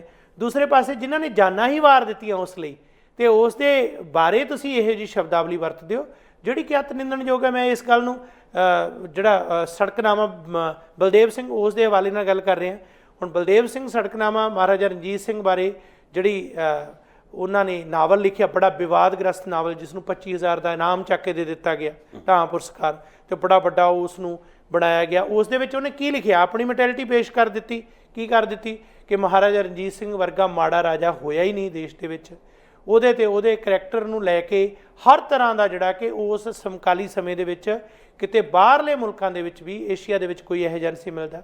ਫਿਰ ਗੁਰੂ ਨਾਨਕ ਸਾਹਿਬ ਬਾਰੇ ਇਹ ਟਿੱਪਣੀ ਕਰ ਦਿੱਤੀ ਕਿ ਗੁਰੂ ਨਾਨਕ ਸਾਹਿਬ ਦੇ ਵਰ ਦੇ ਨਾਲ ਬਾਬਰ ਨੂੰ ਰਾਜ ਮਿਲਿਆ ਸੀ ਅਤੇ ਬਾਬਰ ਦੇ ਰਾਜ ਲਈ ਗੁਰੂ ਸਾਹਿਬ ਨੇ ਦੁਆ ਕੀਤੀ ਸੀ। ਤੁਸੀਂ ਦੇਖੋ, ਇੱਕ ਬੰਦਾ ਇਤਿਹਾਸਕ ਨਾਵਲ ਲਿਖ ਰਿਹਾ ਅਤੇ ਉੱਤੇ ਇਹ ਟਿੱਪਣੀਆਂ ਲਿਖ ਰਿਹਾ ਅਤੇ ਨਾਲ ਲਿਖ ਰਿਹਾ ਕਿ ਕਹਿੰਦੇ ਹਨ, ਅਤੇ ਥੱਲੇ ਕਹਿੰਦੇ ਸਿੱਖ ਇਤਿਹਾਸਕਾਰ ਮੰਨਦੇ ਹਨ, ਜਦੋਂ ਕਿ ਗੁਰੂ ਗ੍ਰੰਥ ਸਾਹਿਬ ਦੇ ਵਿੱਚ ਗੁਰੂ ਨਾਨਕ ਸਾਹਿਬ ਖੁਦ ਜੋ ਲਿਖਦੇ ਨੇ ਕਿ ਪਾਪ ਕੀ ਜੰਜ ਲੈ ਕਾਬਲੋਂ ਧਾਇਆ, ਜੋਰੀ ਮੰਗੇ ਦਾਨ ਵੀ ਲਾ ਲਓ, ਇੱਥੋਂ ਤੱਕ ਗੁਰੂ ਸਾਹਿਬ ਲਿਖਦੇ ਨੇ। ਅਤੇ ਨਾਲ ਹਰ ਤਰ੍ਹਾਂ ਦਾ ਜਿਹੜਾ ਉਸ ਜਰਵਾਣੇ ਨੂੰ ਧੱਕੇਸ਼ਾਹੀ ਦੇ ਖਿਲਾਫ ਆਵਾਜ਼ ਬੁਲੰਦ ਕਰਦੇ ਨੇ। ਜੋ ਮਹਾਰਾਜਾ ਰਣਜੀਤ ਸਿੰਘ ਤੋਂ ਪਹਿਲਾਂ ਬੰਦਾ ਸਿੰਘ ਬਹਾਦਰ ਨੇ ਜ਼ੁਲਮ ਦੇ ਖਿਲਾਫ ਲੜਾਈ ਲੜੀ, ਉਸ ਲੜਾਈ ਦੇ ਵਿੱਚ ਉਹ ਸ਼ਹਾਦਤ ਵੀ ਬਾਅਦ 'ਚ ਉਹਨਾਂ ਨੇ ਪਾਈ, ਬੱਚਾ ਵੀ ਸ਼ਹੀਦ ਹੋਇਆ। ਪਰ ਉਹ ਕਿਵੇਂ ਹਵਾਲਾ ਦੇ ਰਿਹਾ ਕਿ ਬੰਦਾ ਸਿੰਘ ਬਹਾਦਰ ਵੇਲੇ ਸਿੱਖਾਂ ਦੇ ਮੂੰਹ ਨੂੰ ਰਾਜ ਕਰਨ ਦਾ ਲਹੂ ਲੱਗ ਚੁੱਕਾ ਸੀ। ਇਹ ਮੁਹਾਵਰਾ ਮੂੰਹ ਨੂੰ ਲਹੂ ਲੱਗਣਾ, ਇਹ ਹੁੰਦਾ ਇੱਕ ਲੋਭੀ ਕਿਸਮ ਦੀ ਸੋਚ ਦੇ ਧਾਰਨੀ ਹੋ ਕੇ ਇੱਕ ਹਥਿਆਉਣਾ, ਇੱਕ ਜ਼ਾਲਮ ਬਣ ਕੇ। ਸੋ ਉਸ ਵਿਅਕਤੀ ਨੂੰ ਬੜੀ ਮਾਨਤਾ ਦਿੱਤੀ ਗਈ। ਉਹਨੇ ਵਿਵਾਦਗ੍ਰਸਤ ਨਾਵਲ ਲਿਖਿਆ, ਵਿਵਾਦ ਹੋਇਆ ਅਤੇ ਉਸ ਦੀ ਮਸ਼ਹੂਰੀ ਹੋਈ ਅਤੇ ਉਸ ਨੂੰ ਬੱਲੇ ਬੱਲੇ ਕਰ ਦਿੱਤੀ ਗਈ। ਇਹ ਜਿਹੜਾ ਕੰਗਾਲੀ ਆ ਰਹੀ ਹੈ ਨਾ ਸਾਹਿਤਕ ਪੱਧਰ 'ਤੇ ਜਾਂ ਗਿਰਾਵਟ ਆ ਰਹੀ ਹੈ, ਇਹ ਇੱਕ ਬੜਾ ਗੰਭੀਰ ਚਿੰਤਾ ਦਾ ਵਿਸ਼ਾ। ਨਹੀਂ, ਚਿੰਤਾ ਦਾ ਵਿਸ਼ਾ ਤਾਂ ਹੈ ਹੀ, ਇਸ 'ਚ ਕੋਈ ਸ਼ੱਕ ਹੀ ਨਹੀਂ ਕਿ ਤੁਸੀਂ ਪਹਿਲੀ ਗੱਲ ਤਾਂ ਇਤਿਹਾਸ ਨਾਲ ਖਿਲਵਾੜ ਕਰੋ। ਦੇਖੋ, ਮੈਂ ਇਹ ਮੰਨ ਕੇ ਚੱਲਦਾ ਕਿ ਮਹਾਰਾਜਾ ਰਣਜੀਤ ਸਿੰਘ ਵੀ ਇੱਕ ਇਨਸਾਨ ਸੀ ਔਰ ਰਾਜਾ ਸੀ। ਜ਼ਰੂਰੀ ਨਹੀਂ ਕਿ ਉਸਦੇ ਰਾਜ ਪ੍ਰਬੰਧ 'ਚ ਸਾਰਾ ਕੁਝ ਠੀਕ ਹੋ ਰਿਹਾ ਹੋਊਗਾ, ਘਾਟਾਂ ਵੀ ਹੋਣਗੀਆਂ, ਪਰ ਜਦੋਂ ਤੁਸੀਂ ਇਨਸਾਫ ਕਰਨਾ ਤਾਂ ਪੂਰਾ ਕਰੋ। ਜਿਹੜਾ ਸੈਕੂਲਰਵਾਦ ਦੀ ਗੱਲ ਉਸਨੇ ਕੀਤੀ ਜਾਂ ਫਾਂਸੀ ਦੀ ਰਵਾਇਤ ਤੋੜੀ, ਹੁਣ ਇਹੋ ਜਿਹੇ ਰਾਜੇ ਦੀ ਅੱਜ ਵੇਲੇ ਲੋੜ ਹੈ ਇਸ ਕਿਸਮ ਦੇ ਲੋਕਾਂ ਦੀ। ਅਸੀਂ ਅੱਜ ਦੇ ਮੌਕੇ ਦੇ ਹਿਸਾਬ ਨਾਲ ਵੇਖੀ ਅਤੇ ਉਸਦੀ ਪ੍ਰਸੰਗਤਾ ਨੂੰ ਸਮਝਦੇ ਹੋਏ ਕੋਈ ਉਹੋ ਜਿਹੀ ਗੱਲਾਂ ਕਰੀ ਜਿਹਦੇ ਨਾਲ ਕੋਈ ਲੋਕਾਂ ਦਾ ਕੋਈ ਫਾਇਦਾ ਹੋਵੇ। ਜੇ ਤੁਸੀਂ ਮੀਣ ਮੇਖਾਂ ਕੱਢਣੀਆਂ ਤਾਂ ਕੋਈ ਰਾਜਾ ਨਹੀਂ ਬਚਦਾ ਫਿਰ ਤਾਂ। ਫਿਰ ਵਾਏ ਰਣਜੀਤ ਸਿੰਘ ਜਾਂ ਬਾਕੀਆਂ ਦਾ ਵੀ ਦੇਖ ਲਓ, ਫਿਰ ਤਾਂ ਰਾਣੀ ਆਪਣੀ ਲక్ష్ਮੀ ਬਾਈ ਦਾ ਵੀ ਕੋਈ ਨੁਕਸ ਨਿਕਲ ਆਊਗਾ। ਬਿਲਕੁਲ। ਹੁਣ ਜਿਹੜਾ ਸ਼ਿਵਾਜੀ ਮਰਾਠਾ ਉਹ ਵੀ ਰਾਜਾ ਸੀ, ਉਹਦੇ 'ਚ ਵੀ ਕਈ ਘਾਟਾਂ ਸੀਗੀਆਂ, ਪਰ ਕਾਮਰੇਡ ਗੋਬਿੰਦ ਪੰਸਾਰੇ ਨੇ ਕਿਤਾਬ ਲਿਖੀ ਸ਼ਿਵਾਜੀ ਕੌਣ ਸੀ, ਜਿਸ ਨੂੰ ਲੈ ਕੇ ਹਿੰਦੂ ਕੱਟੜਪੰਥੀ ਬੜਾ ਟੱਪੇ, ਉਹਦਾ ਕਤਲ ਵੀ ਬਾਅਦ 'ਚ ਹੋ ਗਿਆ। ਪਰ ਉਸ ਕਿਤਾਬ ਦੇ ਵਿੱਚ ਜਿਹੜੀ ਭਾਵਨਾ ਨਾਲ ਕਿਤਾਬ ਲਿਖੀ, ਤੁਸੀਂ ਪੜ੍ਹ ਕੇ ਵੇਖੋ, ਕਿਤਾਬ ਉਸ ਨੇ ਲਿਖੀ ਕਿ ਸ਼ਿਵਾਜੀ ਦਾ ਰਾਜ ਪ੍ਰਬੰਧ ਕਿੰਨਾ ਵਧੀਆ ਸੀ, ਉਸ 'ਚ ਕਿਹੜੀਆਂ ਪ੍ਰਾਪਤੀਆਂ ਸੀਗੀਆਂ। ਜਦੋਂ ਕਿ ਅੱਜ ਸਮਾਂ ਵੀ ਇਸ ਤਰ੍ਹਾਂ ਦੀ ਗੱਲ ਦੀ ਮੰਗ ਕਰ ਰਿਹਾ, ਕਿਉਂਕਿ ਉਹ ਇੱਕ ਆਦਰਸ਼ਕ ਰਾਜ ਸੀਗੇ ਉਸ ਵੇਲੇ ਦੇ ਮੁਤਾਬਕ, ਤੇ ਅੱਜ ਉਹ ਕੀ ਕੁਛ ਉਸ ਤੋਂ ਮਤਲਬ ਨਿਵਾਣ ਵੱਲ ਨੂੰ ਚਲਾ ਗਿਆ, ਨਿਗਾਰ ਵੱਲ ਨੂੰ ਚਲਾ ਗਿਆ। ਸੋ ਅਸੀਂ ਉਸ ਤੋਂ ਚੰਗੀਆਂ ਮਿਸਾਲਾਂ ਵੀ ਲੈ ਸਕਦੇ ਹਾਂ, ਪਰ ਗੋਬਿੰਦ ਪੰਸਾਰੇ ਨੇ ਕੰਮ ਕੀਤਾ, ਉਹਨੂੰ ਵਿਚਾਰਿਆਂ ਨੂੰ ਵੀ ਕਤਲ ਕੀਤਾ ਗਿਆ, ਜਿਹੜੀ ਗੱਲ ਮਾੜੀ ਸੀ। ਪਰ ਪੰਸਾਰੇ ਨੇ ਆਪਣੇ ਵੱਲੋਂ ਤਾਂ ਕੋਈ ਇਹੋ ਜਿਹੀ ਟਿੱਪਣੀ ਨਹੀਂ ਕੀਤੀ ਨਾ ਕਿ ਵੀ ਉਹਨੇ ਕੋਈ ਸ਼ਿਵਾਜੀ ਦਾ ਕੋਈ ਨਿਰਾਦਰ ਕੀਤਾ ਹੋਵੇ। ਉਹ ਤਾਂ ਸ਼ਿਵ ਸੈਨਾ ਵਾਲੇ ਤਾਂ ਔਖੇ ਹੋਏ ਕਿ ਤੂੰ ਇੱਦਾਂ ਲਿਖਿਆ ਕਿਵੇਂ ਕਿ ਸ਼ਿਵਾਜੀ ਕੌਣ ਹੋਤਾ ਮਰਾਠੀ ਦੇ ਵਿੱਚ, ਕਿਉਂਕਿ ਜਿਵੇਂ ਹੁੰਦਾ ਨਾ ਕਿ ਅਸੀਂ ਕਈ ਵਾਰੀ ਸ਼ਿਵਾਜੀ ਨੂੰ ਮਤਲਬ ਕੋਈ ਖਾਸ ਵਿਸ਼ੇਸ਼ਣ ਨਾਂ ਦੀ ਥਾਂ ਤੇ ਇਸ ਤਰ੍ਹਾਂ ਹੀ ਸੰਬੋਧਨ ਕਰ ਰਹੇ ਜਿਵੇਂ ਸਾਡਾ ਵੱਡਾ ਭਰਾ ਜਾਂ ਸਾਡਾ ਆਪਣਾ ਬਾਪ ਹੋਵੇ, ਤੇ ਉਹਨਾਂ ਨੂੰ ਇਸ ਗੱਲ ਤੇ ਇਤਰਾਜ਼ ਸੀ ਜਦੋਂ ਕਿ ਮਰਾਠੀ ਬੋਲੇ ਦੇ ਵਿੱਚ ਇਸ ਤਰ੍ਹਾਂ ਲੋਕ ਗੱਲ ਕਰਦੇ ਨੇ, ਜਿਵੇਂ ਅਸੀਂ ਕਈ ਵਾਰੀ ਬਾਪੂ ਕਹਿੰਦੇ ਨੇ ਕਿਸੇ ਨੂੰ ਕੁਝ ਕਹਿ ਦਿੰਦੇ ਨੇ। ਸੋ ਕਹਿਣ ਦਾ ਮਤਲਬ ਕਿ ਪਰ ਉਹਨੇ ਜਿਹੜਾ ਉਹਦਾ ਸੀਗਾ ਚੰਗਾ ਪੱਖ, ਸਮਾਜਵਾਦੀ ਪੱਖ, ਉਹਨੂੰ ਬਹੁਤ ਖੂਬਸੂਰਤ ਢੰਗ ਨਾਲ ਪੇਸ਼ ਕੀਤਾ ਕਿ ਉਹ ਤੁਹਾਨੂੰ ਪਤਾ ਲੱਗਦਾ ਕਿ ਇਸ ਰਾਜ ਪ੍ਰਬੰਧ 'ਚ ਕਿਹੜੀਆਂ ਖੂਬੀਆਂ ਸੀਗੀਆਂ। ਸਾਡੇ ਪੰਜਾਬ ਦੇ ਖੱਬੇ ਪੱਖੀ ਕਿਉਂ ਨਾ ਕੰਮ ਕਰ ਸਕੇ ਕਿ ਰਣਜੀਤ ਸਿੰਘ ਦੇ ਜਿਹੜੇ ਉਹ ਵਾਲੀਆਂ ਗੱਲਾਂ ਲੋਕਾਂ ਨੂੰ ਦੱਸੀਆਂ ਜਾਣ ਜਿਹੜੀਆਂ ਅੱਜ ਵੀ ਲੋਕਾਂ ਨੂੰ ਕੋਈ ਰਾਹਤ ਦੇ ਸਕਦੀਆਂ। ਉਹ ਕਿਹੜੀਆਂ ਨੇ? ਉਹ ਫਾਂਸੀ ਦੀ ਸਜ਼ਾ ਤੋੜ ਰਿਹਾ ਤੇ ਲੋਕਾਂ ਦੇ ਇੱਥੇ ਮੁਕਾਬਲੇ ਬਣ ਰਹੇ ਆ। ਕੀ ਇਹ ਗੱਲ ਕਰਨ ਵਾਲੀ ਨਹੀਂ ਹੈ ਵਾਲੀ ਗੱਲ? ਕੀ ਮਹਾਰਾਜਾ ਰਣਜੀਤ ਸਿੰਘ ਦੇ ਰਾਜ ਵਿੱਚ ਜਿਸ ਤਰੀਕੇ ਨਾਲ ਸੀਗਾ ਕਿ ਤੁਸੀਂ ਸ਼ਿਕਾਇਤ ਕਰਦਾ ਕੋਈ ਵੀ ਆ ਸਕਦਾ, ਬਾਹਰ ਡੱਬਾ ਲਾਇਆ ਹੋਊਗਾ, ਇਸ ਬਾਰੇ ਕਿੰਨਾ ਕੁ ਅਸੀਂ ਪ੍ਰਚਾਰ ਕੀਤਾ। ਫਿਰ ਉਹਨੇ ਆਪਣੇ ਕਿਸ ਤਰ੍ਹਾਂ ਆਪਣੇ ਕੈਬਨਿਟ ਦੇ ਵਿੱਚ ਜਾਂ ਆਪਣੇ ਮੰਤਰੀ ਮੰਡਲ ਦੇ ਵਿੱਚ ਵੱਖਰੇ ਵੱਖਰੇ ਫਿਰਕਿਆਂ ਲੋਕਾਂ ਨੂੰ ਥਾਂ ਦਿੱਤੀ ਹੈ। ਜਦੋਂ ਉਸਨੇ ਚੰਦਾ ਵੰਡਿਆ ਕੋਈ ਵਿਤਕਰਾ ਨਹੀਂ ਕੀਤਾ, ਇਕੱਲਾ ਸਿੱਖੀ ਵਾਸਤੇ ਨਹੀਂ, ਉਹਨੇ ਹਿੰਦੂ ਮੰਦਰਾਂ ਲਈ ਵੀ ਕੀਤਾ। ਬਿਲਕੁਲ। ਉਹਨਾਂ ਬਾਰੇ ਕਿਉਂ ਨਹੀਂ ਆਪਾਂ ਗੱਲ ਕਰ ਰਹੇ? ਹਾਂ, ਜਿਹੜੀਆਂ ਘਾਟਾਂ ਨੇ ਉਹਦੇ ਬਾਰੇ ਦੱਸ ਦਿਓ। ਜਿਹੜੀ ਜਿਵੇਂ ਸਤੀ ਪ੍ਰਥਾ ਬਾਅਦ 'ਚ ਚੱਲੀ ਆ, ਉਹ ਵੀ ਸਿੱਖੀ ਦੇ ਉਲਟ ਸੀ, ਗੱਲਾਂ ਦੱਸ ਦਿਓ। ਕਿਸ ਨੇ ਕੀ ਇਤਰਾਜ਼ ਕਰਨਾ? ਪਰ ਤੁਸੀਂ ਮੰਡੋ ਮੱਲੀ ਕਹਾਣੀਆਂ ਇੱਧਰੋਂ ਉੱਧਰੋਂ ਖਿੱਚ ਕੇ ਜੋੜ ਕੇ ਤੇ ਬਣਾ ਕੇ ਪੇਸ਼ ਕਰੋ ਕਿ ਗੁਰੂ ਨਾਨਕ ਦੇਵ ਜੀ ਦਾ ਆਸ਼ੀਰਵਾਦ ਸੀ ਬਾਬਰ ਨੂੰ, ਜਾਂ ਉਹਨੂੰ ਇੱਦਾਂ ਕਹਿਣਾ ਬੰਦੇ ਬਹਾਦਰ ਦੇ ਫੌਜ ਨੂੰ ਕਿ ਲਹੂ ਲੱਗ ਗਿਆ। ਮੇਰਾ ਖਿਆਲ ਜ਼ਿਆਦਤੀ ਹੈ ਬਹੁਤ ਜ਼ਿਆਦਾ। ਮੂਰਖਤਾ ਦਾ ਇੱਕ ਸਿਖਰ ਇਹ ਵੀ ਹੈ ਕਿ ਜਦੋਂ ਅਹਿਮਦ ਸ਼ਾਹ ਅਬਦਾਲੀ ਦਾ ਪੋਤਰਾ ਆਉਂਦਾ ਹੈ ਪੰਜਾਬ ਦੇ ਵਿੱਚ, ਮਹਾਰਾਜਾ ਰਣਜੀਤ ਸਿੰਘ ਦਾ ਜਿਹੜਾ ਉਹ ਜਦੋਂ ਇਹ ਵੰਗਾਰ ਪੈਂਦੀ ਹੈ ਤਾਂ ਮਹਾਰਾਜਾ ਰਣਜੀਤ ਸਿੰਘ ਕਹਿੰਦਾ ਚੜ੍ਹਤ ਸਿੰਘ ਦਾ ਪੋਤਰਾ ਤੈਨੂੰ ਲਲਕਾਰ ਰਿਹਾ। ਇਹ ਇਤਿਹਾਸ ਹੈ, ਇਸ ਗੱਲ ਦੇ ਸਬੂਤ ਹੈ, ਪ੍ਰਮਾਣ ਹੈ ਕਿ ਕਿਸ ਤਰ੍ਹਾਂ ਚੁਣੌਤੀ ਦਿੱਤੀ। ਤੇ ਇਹਨੇ ਸੜਕਨਾਮੇ ਨੇ ਲਿਖਿਆ ਕਿ ਜਦੋਂ ਵੀ ਹਮਲਾਵਰ ਆਏ ਇਹ ਪਹਾੜੀਆਂ 'ਚ ਲੁਕ ਬੈਠੇ, ਅਬਦਾਲੀ ਵਗੈਰਾ ਸਾਰਿਆਂ ਦਾ ਹਵਾਲਾ ਦੇ ਕੇ, ਤੇ ਨਾਲ ਲਿਖਿਆ ਮਹਾਰਾਜਾ ਰਣਜੀਤ ਸਿੰਘ ਨੇ ਹਮੇਸ਼ਾ ਅਜਿਹਾ ਹੀ ਕੀਤਾ, ਜਦ ਕਿ ਕੋਈ ਸਬੂਤ ਹੀ ਨਹੀਂ ਮਿਲਦਾ। ਫਿਰ ਹੈਰਾਨੀ ਉਸ ਵੇਲੇ ਹੱਦ ਨਹੀਂ ਰਹਿੰਦੀ ਜਦੋਂ ਕਿ ਮਹਾਰਾਜਾ ਦਲੀਪ ਸਿੰਘ, ਜਿਸ ਦੇ ਬਾਰੇ ਇਹ ਹਵਾਲਾ ਦੇ ਕੇ ਵਾਰਤਾਲਾਪ ਨਾਵਲ ਦੇ ਵਿੱਚ ਸ਼ੁਰੂ ਕਰਦਾ ਹੈ ਕਿ ਦੋ ਔਰਤਾਂ ਆਪਸ ਵਿੱਚ ਜਾਂ ਵਿਅਕਤੀ ਜਿਹੜੇ ਆ ਕਿਸ ਤਰ੍ਹਾਂ ਇੱਕ ਦੂਜੇ ਨਾਲ ਵਾਰਤਾਲਾਪ ਕਰਦੇ ਨੇ। ਉਹ ਕਹਿੰਦੇ ਨੇ ਕਿ ਇਹ ਜਿਹੜਾ ਇਹਦਾ ਨੈਣ ਨਕਸ਼ ਜਿਹੜੇ ਆ ਜਿਹੜਾ ਮਸ਼ਾਲ ਚੀ ਉਹਦੇ ਨਾਲ ਮਿਲਦੇ ਨੇ, ਜਿਸ ਤਰੀਕੇ ਨਾਲ ਮਾਸ਼ਕੀ ਦੇ ਨਾਲ ਇੱਕ ਉਹਦਾ ਮੇਲ ਕਰਕੇ ਤੇ ਇਹ ਇੱਕ ਹਰਾਮ ਦੀ ਔਲਾਦ ਦੇ ਤੌਰ ਤੇ ਉਸ ਨੂੰ ਪੇਸ਼ ਕਰਕੇ ਕਹਿਣਾ ਕਿ ਮਹਾਰਾਣੀ ਜਿੰਦਾ ਦੇ ਜਿਹੜੇ ਸਬੰਧ ਸਨ ਉਹ ਕਿਸ ਤਰ੍ਹਾਂ ਦੇ ਸਨ। ਇਹ ਔਲਾਦ ਮਹਾਰਾਜਾ ਰਣਜੀਤ ਸਿੰਘ ਦੀ ਨਹੀਂ ਸੀ। ਅਸੀਂ ਉਸ ਨੂੰ ਸਿੱਖ ਕੌਮ ਦਾ ਆਖਰੀ ਵਾਰਸ ਮੰਨਦੇ ਹਾਂ।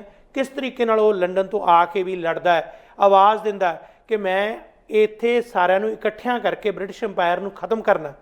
ਸਾਡੇ ਉਹ ਲੋਕ ਜਿਹੜੇ ਨਾਇਕ ਜਾਂ ਜਿਨ੍ਹਾਂ ਨੂੰ ਅਸੀਂ ਸਲੌਤਾ ਪੱਖੋਂ ਇਹ ਕਹਿ ਸਕਦੇ ਹਾਂ ਕਿ ਉਹਨਾਂ ਦੀਆਂ ਇਹ ਪ੍ਰਾਪਤੀਆਂ ਨੇ, ਉਹਨਾਂ ਨੂੰ ਇਸ ਨੀਵੇਂ ਪੱਧਰ 'ਤੇ ਜਾ ਕੇ ਬਦਨਾਮ ਕਰਨਾ, ਇਹ ਬਹੁਤ ਘਟੀਆ ਕਿਸਮ ਦੀ ਸੋਚ।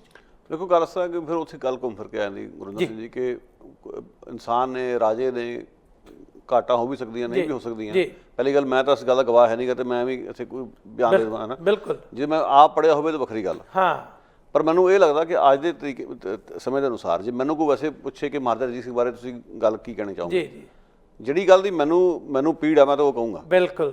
ਅੱਜ ਅਸੀਂ ਵੇਖ ਰਹੇ ਹਾਂ ਕਿ ਰਾਜ ਪ੍ਰਬੰਧ ਕਿਹੋ ਜਿਹਾ, ਲੋਕਾਂ ਦੇ ਝੂਠੇ ਮੁਕਾਬਲੇ ਬਣ ਰਹੇ ਨੇ, ਲੋਕਾਂ ਨੂੰ ਜੇਲ੍ਹਾਂ 'ਚ ਸਾੜਿਆ ਜਾ ਰਿਹਾ। ਬਿਲਕੁਲ। ਸੈਕੂਲਰਵਾਦ ਦੀਆਂ ਧੱਜੀਆਂ ਉਡਾਈਆਂ ਗਈਆਂ। ਬਿਲਕੁਲ। ਹਿੰਦੂ ਰਾਸ਼ਟਰ ਬਣਾਉਣ ਦੀ ਗੱਲ ਚੱਲ ਪਈ ਹੈ। ਇੱਕ ਸਾਰੇ ਮੁਲਕ ਨੂੰ ਇੱਕੋ ਰੰਗ 'ਚ ਰੰਗਣ ਦੀਆਂ ਗੱਲਾਂ ਹੋ ਰਹੀਆਂ। ਮਹਾਰਾਜਾ ਰਣਜੀਤ ਸਿੰਘ ਦਾ ਰਾਜ ਉਸ ਦੇ ਨਾਲੋਂ 100 ਗੁਣਾ ਬਿਹਤਰ ਸੀਗਾ। ਉਹ ਤੋਂ ਕੋਈ ਸਿੱਖ ਲਓ। ਬਿਲਕੁਲ। ਜੇ ਤੁਸੀਂ ਮਹਾਰਾਜਾ ਰਣਜੀਤ ਸਿੰਘ ਨੂੰ ਯਾਦ ਕਰਦੇ ਹੋ, ਬੁੱਤ ਲਾਉਂਦੇ ਹੋ ਥਾਂ ਥਾਂ ਤੇ, ਤਾਂ ਉਹ ਜਿਹਾ ਆਦਰਸ਼ਕ ਰਾਜ ਵੀ ਪ੍ਰਬੰਧ ਸਾਨੂੰ ਦਿਓ। ਪਰ ਇੱਕ ਕੋਈ ਇਹੋ ਜਿਹੀ ਮਤਲਬ ਕਹਿੰਦੇ ਕਿ ਕੈਟਾਗਰੀ ਹੈ ਲੋਕਾਂ ਦੀ ਜਿਹੜੀ ਸਿਰਫ ਇਸੇ ਗੱਲ ਤੇ ਲੱਗੀ ਹੋਈ ਹੈ ਕਿ ਮਹਾਰਾਜਾ ਰਣਜੀਤ ਸਿੰਘ ਦੇ ਪੋਤੜੇ ਫੁੱਲੇ ਜਾਣ। ਹਾਂ। ਤੇ ਮੈਂ ਪਹਿਲਾਂ ਉਹਨਾਂ ਨੂੰ ਪੁੱਛਣਾ ਚਾਹੁੰਦਾ ਵੀ ਤੁਸੀਂ ਇਹ 'ਚ ਪ੍ਰਾਪਤ ਕੀ ਕਰਨਾ ਚਾਹੁੰਦੇ ਹੋ? ਦੱਸੋ। ਜੇ ਤਾਂ ਤੁਸੀਂ ਉਹਨਾਂ ਦੇ ਹੱਕ 'ਚ ਭੁਗਤਣਾ ਸਰਕਾਰ ਦੇ ਜਮ ਕਰੋ, ਬਿਲਕੁਲ। ਪਰ ਜੇ ਤੁਸੀਂ ਸਰਕਾਰ ਨੂੰ ਸ਼ੀਸ਼ਾ ਵਿਖਾਉਣਾ ਤਾਂ ਤੁਸੀਂ ਕੋਈ ਉਸ ਦੀਆਂ ਪ੍ਰਾਪਤੀਆਂ ਦੇ ਲੈ ਕੇ ਉਸ ਦੇ ਬਾਰੇ ਲੋਕਾਂ ਨੂੰ ਦੱਸੋ। ਬਿਲਕੁਲ। ਸੋ ਮੈਨੂੰ ਲੱਗਦਾ ਇੱਥੇ ਕਿਤੇ ਨਾ ਕਿਤੇ ਗੜਬੜ ਹੈ ਇਸ ਕਿਸਮ ਦੀ। ਤੁਸੀਂ ਸਵਾਲ ਵੀ ਕੀਤਾ ਸੀ, ਮੈਨੂੰ ਯਾਦ ਹੈ ਕਿ ਇੱਕ ਇੰਟਰਵਿਊ ਦੇ ਵਿੱਚ ਬਲਦੇਵ ਸੜਕਨਾਮੇ ਨੂੰ ਇੱਕ ਪੁੱਛਿਆ ਵੀ ਸੀ ਕਿ ਇੱਕ ਪਾਸੇ ਤੁਸੀਂ ਭਾਰਤ ਦੇ ਵਿੱਚ ਇਹ ਗੱਲ ਕਰਦੇ ਹੋ ਕਿ ਅਸੀਂ ਫਾਸ਼ੀਵਾਦ ਦੇ ਖਿਲਾਫ ਆ ਜਾਂ ਨਾਮ ਮੋੜਿਆ ਉਹਨਾਂ ਨੇ ਕੋਈ, ਤੇ ਇੱਥੇ ਤੁਸੀਂ ਜਿਹੜੇ ਉਸੇ ਵੇਲੇ ਭਾਰਤ ਦੇ ਪ੍ਰਧਾਨ ਮੰਤਰੀ ਦੀ ਇੱਥੇ ਆਮਦ ਤੇ ਜਿਹੜੇ ਉਸ ਕਮੇਟੀ ਦੀ ਅਗਵਾਈ ਕਰ ਰਹੇ ਨੇ, ਜਿਨ੍ਹਾਂ ਦੇ ਕੋਲੋਂ 25,000 ਦਾ ਤੁਸੀਂ ਇਨਾਮ ਲੈਣ ਆਏ ਹੋ, ਹੁਣ ਤੁਹਾਨੂੰ ਉਹ ਅਹਿਸਾਸ ਨਹੀਂ ਹੋਇਆ? ਉਹਦਾ ਜਵਾਬ ਇਹ ਸੀ ਮੈਨੂੰ ਪਤਾ ਹੀ ਨਹੀਂ, ਇਹ ਤਾਂ ਹੁਣ ਕੋਈ ਗੱਲ ਨਹੀਂ ਨਾ ਬਣੀ, ਮੈਨੂੰ ਪਤਾ ਨਹੀਂ ਗਾ। ਅਖਬਾਰਾਂ 'ਚ ਖਬਰਾਂ ਛਪਦੀਆਂ ਰਹੀਆਂ, ਕੌਣ ਕੀ ਕਰ ਰਿਹਾ ਸੀ ਕਿਸ ਨੂੰ ਨਹੀਂ ਪਤਾ। ਜੇ ਹੁਣ ਪਤਾ ਲੱਗ ਗਿਆ ਤੁਸੀਂ ਹੁਣ ਕੁਝ ਕਰ ਲਓ, ਹੁਣ ਇਨਾਮ ਮੋੜ ਦਿਓ, ਨਵੀਂ ਮਿਸਾਲ ਕਾਇਮ ਕਰ ਦਿਓ।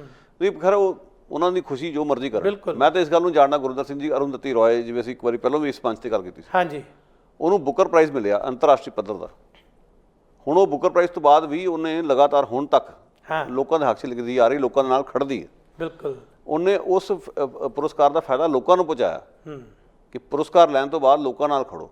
ਅੰਤਰਰਾਸ਼ਟਰੀ ਪੱਧਰ ਤੇ ਨਾਂ ਹੈ, ਲੋਕੀ ਜੋ ਲਿਖਦੇ ਆ, ਜੋ ਪੜ੍ਹਦੇ ਆ, ਜੋ ਬੋਲਦੀ ਆ ਉਸ ਨੂੰ ਸੁਣਦੇ ਆ। ਜੇ ਉਹ ਇੱਥੇ ਆਉਂਦੀ ਤੇ ਲੋਕ ਟਿਕਟਾਂ ਖਰੀਦ ਕੇ ਉਹਦਾ ਲੈਕਚਰ ਸੁਣਨ ਜਾਂਦੇ। ਬਿਲਕੁਲ। ਉਸ ਥਾਂ ਤੇ ਉਹ ਪਹੁੰਚੀ ਹੋਈ ਔਰਤ ਜਦੋਂ ਕੁਝ ਕਹੇਗੀ ਤੇ ਲੋਕ ਸੁਣਨਗੇ। ਬਿਲਕੁਲ। ਕਸ਼ਮੀਰ ਬਾਰੇ ਵੀ ਦੱਸੇਗੀ, ਲੋਕੀ ਧਿਆਨ ਨਾਲ ਸੁਣਨਗੇ। ਆਦੀਵਾਸੀਆਂ ਨਾਲ ਜੋ ਹੋ ਰਿਹਾ ਉਹ ਦੱਸੇਗੀ, ਲੋਕੀ ਧਿਆਨ ਨਾਲ ਸੁਣਨਗੇ। ਸੋ ਤੁਸੀਂ ਲੋਕਾਂ ਦੀ ਆਵਾਜ਼ ਬਣੋ। ਬਿਲਕੁਲ। ਮੈਂ ਇਸ ਤੋਂ ਬਾਅਦ ਕੁਝ ਨਹੀਂ ਕਹਿ ਸਕਦਾ। ਲੋਕਾਂ ਦੀ ਆਵਾਜ਼ ਬਣਨਾ ਜ਼ਰੂਰੀ ਹੈ। ਸੋ ਲੋਕਾਂ ਦੀ ਆਵਾਜ਼ ਬਣਨ ਲਈ ਜੇ ਸਾਨੂੰ ਕੋਈ ਇਤਿਹਾਸ 'ਚੋਂ ਚੰਗੇ ਲੋਕ ਨਾਇਕ ਵੀ ਲੱਭ ਰਹੇ ਨੇ, ਬਿਲਕੁਲ, ਤੇ ਘੱਟੋ ਘੱਟ ਜੇ ਤੁਸੀਂ ਉਹਨਾਂ ਬਾਰੇ ਕੋਈ ਚੰਗਾ ਨਹੀਂ ਲਿਖ ਸਕਦੇ ਤਾਂ ਮੰਦਾ ਵੀ ਨਾ ਲਿਖੋ। ਇਹ ਨਾ ਹੋਵੇ ਕਿ ਜੇ ਲਿਖਣ ਦਾ ਸਿਰਫ ਤੁਹਾਡੀ ਵਕਤੀ ਤੌਰ 'ਤੇ ਜਾਇਜ਼ਾਕਾਰ ਹੋ ਜਾਊਗੀ, ਤੁਸੀਂ ਕੁਝ ਹਲਕਾ ਜਿਹੇ ਬੱਲੇ ਵੀ ਖੱਟ ਲਓਗੇ, ਬਿਲਕੁਲ, ਇਨਾਮ ਵੀ ਲੈ ਲਓਗੇ, ਪਰ ਤੁਸੀਂ ਇਹ ਸੋਚ ਕੇ ਵੇਖਿਓ ਕਿ ਤੁਸੀਂ ਇਸ ਦੇ ਨਾਲ ਖੱਟਿਆ ਕੀ ਹੈ। ਬਿਲਕੁਲ। ਕੀ ਲੋਕਾਂ ਨੂੰ ਕੋਈ ਰਾਹਤ ਦਵਾਈ ਹੈ ਜਾਂ ਲੋਕਾਂ ਦੀਆਂ ਦੁਰਸਿੱਖਿਆਵਾਂ ਲਈਆਂ ਨੇ, ਇਹ ਤੁਸੀਂ ਤੈਅ ਕਰ ਲਓ। ਸੱਚਾਈ ਹੈ ਕਿ ਗੁਰਪ੍ਰੀਤ ਸਿੰਘ, ਅੱਜ ਵੀ ਜਦੋਂ ਅਸੀਂ ਪੜ੍ਹਦੇ ਹਾਂ, ਜੇ ਸ਼ਾਹ ਮੁਹੰਮਦ ਦਾ ਜੰਗਨਾਮਾ ਪੜ੍ਹੀਏ, ਜੰਗ ਸਿੰਘਾਂ ਤੇ ਫਿਰੰਗੀਆਂ, ਤੇ ਜੋ ਲਿਖਦਾ ਹੈ ਕਿ ਪੰਜਾਬ ਦੇ ਉਸ ਵੇਲੇ ਦੇ ਹਾਲਾਤ ਬਾਰੇ, ਤਾਂ ਲਿਖਦਾ ਕਿ ਸ਼ਾਹ ਮੁਹੰਮਦ ਦਾ ਇੱਕ ਸਰਕਾਰ ਵਜੋਂ ਫੌਜਾਂ ਜਿੱਤ ਕੇ ਅੰਤ ਨੂੰ ਹਾਰੀਆਂ ਨੇ, ਇਹ ਸ਼ਖਸੀ ਉਚਾਈ। ਫਿਰ ਉਹ ਏਕਤਾ ਅਖੰਡਤਾ ਬਾਰੇ ਜਦੋਂ ਲਿਖਦਾ ਕਿ ਸ਼ਾਹ ਮੁਹੰਮਦ ਦਾ ਵਿੱਚ ਪੰਜਾਬ ਦੇ ਸੀ, ਕਦੇ ਨਹੀਂ ਸੀ ਤੀਸਰੀ ਜਾਤ ਆਈ, ਰਾਜੀ ਬਹੁਤ ਸਨ ਹਿੰਦੂ ਮੁਸਲਮਾਨ ਰਹਿੰਦੇ, ਸਿਰ ਦੋਹਾਂ ਦੇ ਉੱਤੇ ਆਫਾਤ ਆਈ, ਤੇ ਸ਼ਾਹ ਮੁਹੰਮਦ ਦਾ ਜਾਣ 50 ਵਰਸਾ ਅੱਛਾ ਰੱਜ ਕੇ ਰਾਜ ਕਮਾਏ ਗਿਆ। ਜਦੋਂ ਉਹ ਮਤਲਬ ਉਸ ਵੇਲੇ ਦੀ ਸਾਂਝ ਦੀ ਗੱਲ ਕਰਦਾ, ਇੱਕ ਪਾਸੇ ਹਕੂਮਤ ਨੂੰ ਚੁਣੌਤੀ ਦੇਣ ਦੀ, ਉਸ ਵੇਲੇ ਇਸਟੈਬਲਿਸ਼ਮੈਂਟ ਜਿਹੜੀ ਸੀ ਅੰਗਰੇਜ਼ਾਂ ਦੀ ਜਿਸ ਤਰ੍ਹਾਂ ਦੀ ਫੈਲ ਰਹੀ ਸੀ, ਤੇ ਦੂਸਰੇ ਪਾਸੇ ਲੋਕਾਂ ਨੂੰ ਬਰਾਬਰੀ ਦਾ ਜਿਹੜਾ ਅਹਿਸਾਸ ਸੀ। ਹੁਣ ਅੱਜ ਜਦੋਂ ਅਸੀਂ ਅੱਜ ਦੇ ਸਮੇਂ ਗੱਲ ਕਰਦੇ ਹਾਂ, ਲੇਖਕ ਵਰਗ ਦੀ ਜਿਹੜੀ ਭੂਮਿਕਾ, ਚਾਹੇ ਉਹ ਧਰਤੀ ਕੈਨੇਡਾ, ਅਮਰੀਕਾ ਜਾਂ ਭਾਰਤ ਦੀ ਹੈ, ਕਿਤੇ ਵੀ ਹੋਵੇ, ਤੇ ਉਹਨਾਂ ਦੇ ਵਾਸਤੇ ਇਸ ਗੱਲ ਨੂੰ ਧਿਆਨ 'ਚ ਰੱਖਣਾ ਬੜਾ ਜ਼ਰੂਰੀ ਹੈ ਕਿ ਜਿਹੜਾ ਸਮੇਂ ਦੇ ਜ਼ਿਆਦਤੀਆਂ ਧੱਕੇਸ਼ਾਹੀਆਂ ਹੋ ਰਹੀਆਂ, ਕਿ ਉਹਨਾਂ ਨੂੰ ਸੰਬੋਧਨ ਇਹ ਕਰ ਰਹੇ ਨੇ ਜਾਂ ਨਹੀਂ ਕਰ ਰਹੇ। ਦੇਖੋ, ਇੱਕ ਮਿਸਾਲ ਬੜੀ ਕਲੀਅਰ ਆ। ਹੁਣ ਇੱਕ ਗੱਲ ਚੱਲਦੀ ਇਸਲਾਮੋਫੋਬੀਆ। ਹਾਂਜੀ। ਦੁਨੀਆ ਭਰ 'ਚ ਇੱਕ ਲੋਕਾਂ ਦੇ ਮਨਾਂ 'ਚ ਗੱਲ ਬਿਠਾ ਦਿੱਤੀ ਗਈ ਹੈ ਕਿ ਜਿਹੜੇ ਮੁਸਲਮਾਨ ਨੇ ਹਿੰਸਾ ਕਰਦੇ। ਹਾਂਜੀ। ਮੁਸਲਮਾਨ ਜਿਹੜੇ ਨੇ ਦਹਿਸ਼ਤਵਾਦ ਫੈਲਾਉਂਦੇ ਆ। ਇਸ ਕਿਸਮ ਦੀ ਗੱਲਬਾਤ ਇੱਕ ਨੈਰੇਟਿਵ 'ਚ ਖੜੀ ਕਰਕੇ ਲੋਕਾਂ ਨੂੰ ਜਿਹੜਾ ਹੈ ਦੇ ਦਿੱਤੀ ਗਈ। ਕਈ ਲੋਕ ਲਗਾ ਕੇ ਬੈਠੇ ਨੇ ਔਰ ਮੰਨਣ ਲੱਗ ਪਏ ਨੇ ਕਿ ਸੱਚਾਈ ਹੈ ਇਸ ਵਿੱਚ। 9/11 ਦਾ ਹਮਲਾ ਵਿਖਾਇਆ ਜਾਂਦਾ, ਲੰਡਨ ਦੇ ਧਮਾਕੇ ਵਿਖਾਏ ਜਾਂਦੇ, ਬੜਾ ਕੁਛ। ਇਹੋ ਜਿਹੇ ਮੌਕੇ ਦੇ ਉੱਤੇ ਜਦੋਂ ਤੁਸੀਂ ਕੋਈ ਕਾਰਟੂਨ ਬਣਾਉਂਦਾ ਹਜ਼ਰਤ ਮੁਹੰਮਦ ਦਾ, ਉਸ ਦਾ ਵਿਰੋਧ ਹੁੰਦਾ, ਫਿਰ ਤੁਸੀਂ ਉਹਨਾਂ 'ਤੇ ਸਾਰਾ ਭਾਂਡਾ ਉਹਨਾਂ ਦੇ ਸਿਰ ਪਾਉਂਦੇ ਹੋ ਕਿ ਵੀ ਇਹਨਾਂ ਨੇ ਕੱਟੜਵਾਦ ਫੈਲਾਇਆ। ਇਹੋ ਜਿਹੇ ਮੌਕੇ ਤੁਸੀਂ ਆਪ ਦੱਸੋ ਕਿ ਵੀ ਜਦੋਂ ਇੱਕ ਭਾਈਚਾਰਾ ਲਗਾਤਾਰ ਨਪੀੜਿਆ ਜਾ ਰਿਹਾ ਹੋਵੇ, ਲਿਤਾੜਿਆ ਜਾ ਰਿਹਾ ਹੋਵੇ, ਇੱਕ ਸੰਵੇਦਨਸ਼ੀਲ ਲੇਖਕ ਦਾ ਕੀ ਫਰਜ਼ ਬਣਦਾ? ਬਿਲਕੁਲ, ਫਰਜ਼ ਤਾਂ ਸ਼ਾਇਦ ਇਹ ਬਣਦਾ ਕਿ ਉਹ ਹਜ਼ਰਤ ਮੁਹੰਮਦ ਦੀ ਅਸਲੀਅਤ ਲੋਕਾਂ ਸਾਹਮਣੇ ਰੱਖੇ ਕਿ ਉਹ ਕਿਸ ਕਿਸਮ ਦਾ ਰੌਸ਼ਨ ਖਿਆਲ ਇਨਸਾਨ ਸੀ, ਕਿਸ ਕਿਸਮ ਦਾ ਨਵਾਂ ਮਜ਼ਹਬ ਦਿੱਤਾ, ਨਵਾਂ ਰਾਹ ਦਿੱਤਾ। ਬਿਲਕੁਲ। ਜਿਹੜੀਆਂ ਘਾਟਾਂ ਨੇ ਆਪਣੀ ਥਾਂ ਤੇ ਹੁੰਦੀ ਹਰ ਇੱਕ ਚੀਜ਼ ਦੀਆਂ। ਬਿਲਕੁਲ ਸਹੀ ਹੈ। ਪਰ ਮਤਲਬ ਕਹਿੰਦਾ ਕਿ ਤੁਸੀਂ ਰਾਹ ਕਿਹੜਾ ਲੈਣਾ, ਤੁਹਾਡਾ ਨਿਸ਼ਾਨਾ ਕੀ ਹੈ। ਜੀ। ਮੈਨੂੰ ਕਈ ਵਾਰੀ ਇਸ ਗੱਲ ਤੇ ਅਫਸੋਸ ਹੁੰਦਾ ਕਿ ਅੱਜ ਵੀ ਕਈ ਲੋਕ ਜੋ ਚੀਰਫਾੜ ਕਰਨ ਵਾਲੇ ਜਿਹੜੇ ਆਪਣੇ ਨੂੰ ਕਹਿੰਦੇ ਨੇ, ਜਿਹਨਾਂ ਨੂੰ ਬੜਾ ਸ਼ੌਕ ਹੈ ਆਲੋਚਕ ਅਖਾਉਣ ਦਾ, ਆਲੋਚਨਾ ਕਰੋ, ਜਮ ਕਰੋ, ਪਰ ਇਹ ਤੁਸੀਂ ਠੇਕਾ ਲੈ ਲਿਆ ਕਿ ਹਰ ਚੀਜ਼ ਦੀ ਆਲੋਚਨਾ ਹੀ ਕਰੀ ਜਾਣੀ ਹੈ। ਜਿਸ ਹਿਸਾਬ ਨਾਲ ਆਲੋਚਨਾ ਤੁਸੀਂ ਕਰਦੇ ਹੋ, ਤੇ ਇੱਕ ਦਿਨ ਆਊਗਾ ਕਿ ਤੁਹਾਨੂੰ ਕੋਈ ਇੱਕ ਚੱਜ ਦਾ ਬੰਦਾ ਲੱਭਣਾ ਹੀ ਨਹੀਂਗਾ। ਲੋਕ ਤਾਂ ਵੈਸੇ ਹੀ ਸੰਕਟ ਵਿੱਚ ਨੇ, ਲੋਕ ਤਾਂ ਵੈਸੇ ਹੀ ਕਨਫਿਊਜ਼ ਨੇ। ਬਿਲਕੁਲ। ਤੁਸੀਂ ਉਹਨਾਂ ਲਈ ਹੋਰ ਇੱਕ ਐਡਾ ਵੱਡਾ ਜਿਹਨੂੰ ਕਹਿੰਦੇ ਕਿ ਇੱਕ ਦਰਦ ਪੈਦਾ ਕਰ ਜਾਂ ਇੱਕ ਤਰੀਕੇ ਦੀ ਸੰਕਟ ਪੈਦਾ ਕਰ ਦਿਓ ਕਿ ਉਹਨਾਂ ਨੂੰ ਸਮਝ ਹੀ ਨਾ ਆਵੇ ਕਿ ਅਸੀਂ ਕਿੱਥੋਂ ਅਸੀਂ ਆਸ ਲੱਭਣੀ ਆਪਣੇ ਵਾਸਤੇ। ਤੁਸੀਂ ਹਰ ਚੀਜ਼ ਦੇ ਬਾਰੇ ਇੱਕ ਨੈਗੇਟਿਵਿਟੀ ਫੈਲਾ ਦਿਓ, ਉੱਥੇ ਕਿਤੇ ਨਾ ਕਿਤੇ ਗੜਬੜ ਆਊਗੀ। ਬਿਲਕੁਲ। ਮੈਂ ਨਹੀਂ ਕਹਿ ਰਿਹਾ ਕਿ ਤੁਸੀਂ ਕਹੋ ਜੀ ਮੈਂ ਆਪਣਾ ਮੂੰਹ ਬੰਦ ਕਰ ਲਿਆ, ਜੇ ਤੁਹਾਨੂੰ ਕੋਈ ਪੁੱਛਦਾ ਦੱਸ ਦਿਓ ਕਿ ਵੀ ਮੇਰੀ ਆਪਣੀ ਇਹ ਰਾਏ ਆ, ਪਰ ਜਿਹੜਾ ਟੋਟੈਲਿਟੀ 'ਚ ਆ ਵੇਖੋ ਕਿ ਇਸ ਦੇ ਵਿੱਚ ਸਾਨੂੰ ਸਾਡੇ ਲਈ ਨਫੇ ਨੁਕਸਾਨ ਦੀ ਗੱਲਾਂ ਕਿਹੜੀਆਂ। ਬਿਲਕੁਲ, ਕਿਉਂਕਿ ਬਹੁਤ ਕੁਝ ਹੋ ਰਿਹਾ, ਵਾਪਰ ਰਿਹਾ, ਸਰਕਾਰਾਂ ਦੇ ਹੱਥ ਕੁਝ ਬਹੁਤ ਕੁਝ ਹੈ, ਸਥਾਪਤੀਆਂ ਦੇ ਹੱਥ ਵਿੱਚ ਬਹੁਤ ਕੁਝ ਹੈ। ਝੂਠੇ ਤੇ ਝੂਠੇ ਨਾਇਕ ਉਭਾਰੇ ਜਾ ਰਹੇ ਨੇ, ਮਨੁੱਖਤਾ ਦੇ ਕਾਤਲਾਂ ਨੂੰ ਅੱਗੇ ਮੂਹਰੇ ਕੀਤਾ ਜਾ ਰਿਹਾ। ਬਿਲਕੁਲ ਇਹੋ ਜਿਹੇ ਮੌਕੇ ਤੇ ਜਿਹੜੇ ਲੋਕਾਂ ਨੇ ਇਤਿਹਾਸ ਵਿੱਚ ਕੋਈ ਚੰਗਾ ਕੰਮ ਕੀਤਾ ਲੋਕਾਈ ਲਈ, ਇਨਸਾਨੀਅਤ ਦੀ, ਤੁਸੀਂ ਉਹਨਾਂ ਨੂੰ ਵੀ ਖਲਨਾਇਕ ਬਣਾ ਕੇ ਪੇਸ਼ ਕਰੋ ਜਾਂ ਮਜ਼ਾਹੀਆ ਬਣਾ ਕੇ ਪੇਸ਼ ਕਰੋ। ਮੇਰਾ ਖਿਆਲ ਉੱਥੇ ਤੁਹਾਡੀ ਬੇਈਮਾਨੀ ਹੈ, ਉਹ ਸਰਕਾਰ ਦੇ ਤੇ ਸਥਾਪਤੀ ਦੇ ਹੱਕ 'ਚ ਜਾ ਰਹੀ ਗੱਲ।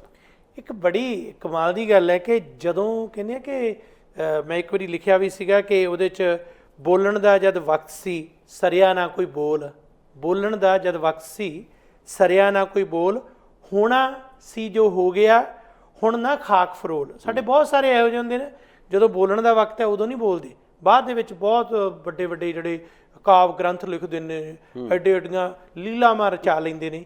ਉਹ ਜਿਹੜਾ ਸਾਰਾ ਕੁਛ ਹੈ ਨਾ, ਉਹ ਲੋਕਾਂ ਦੇ ਵਾਸਤੇ ਕੀ ਹੈ?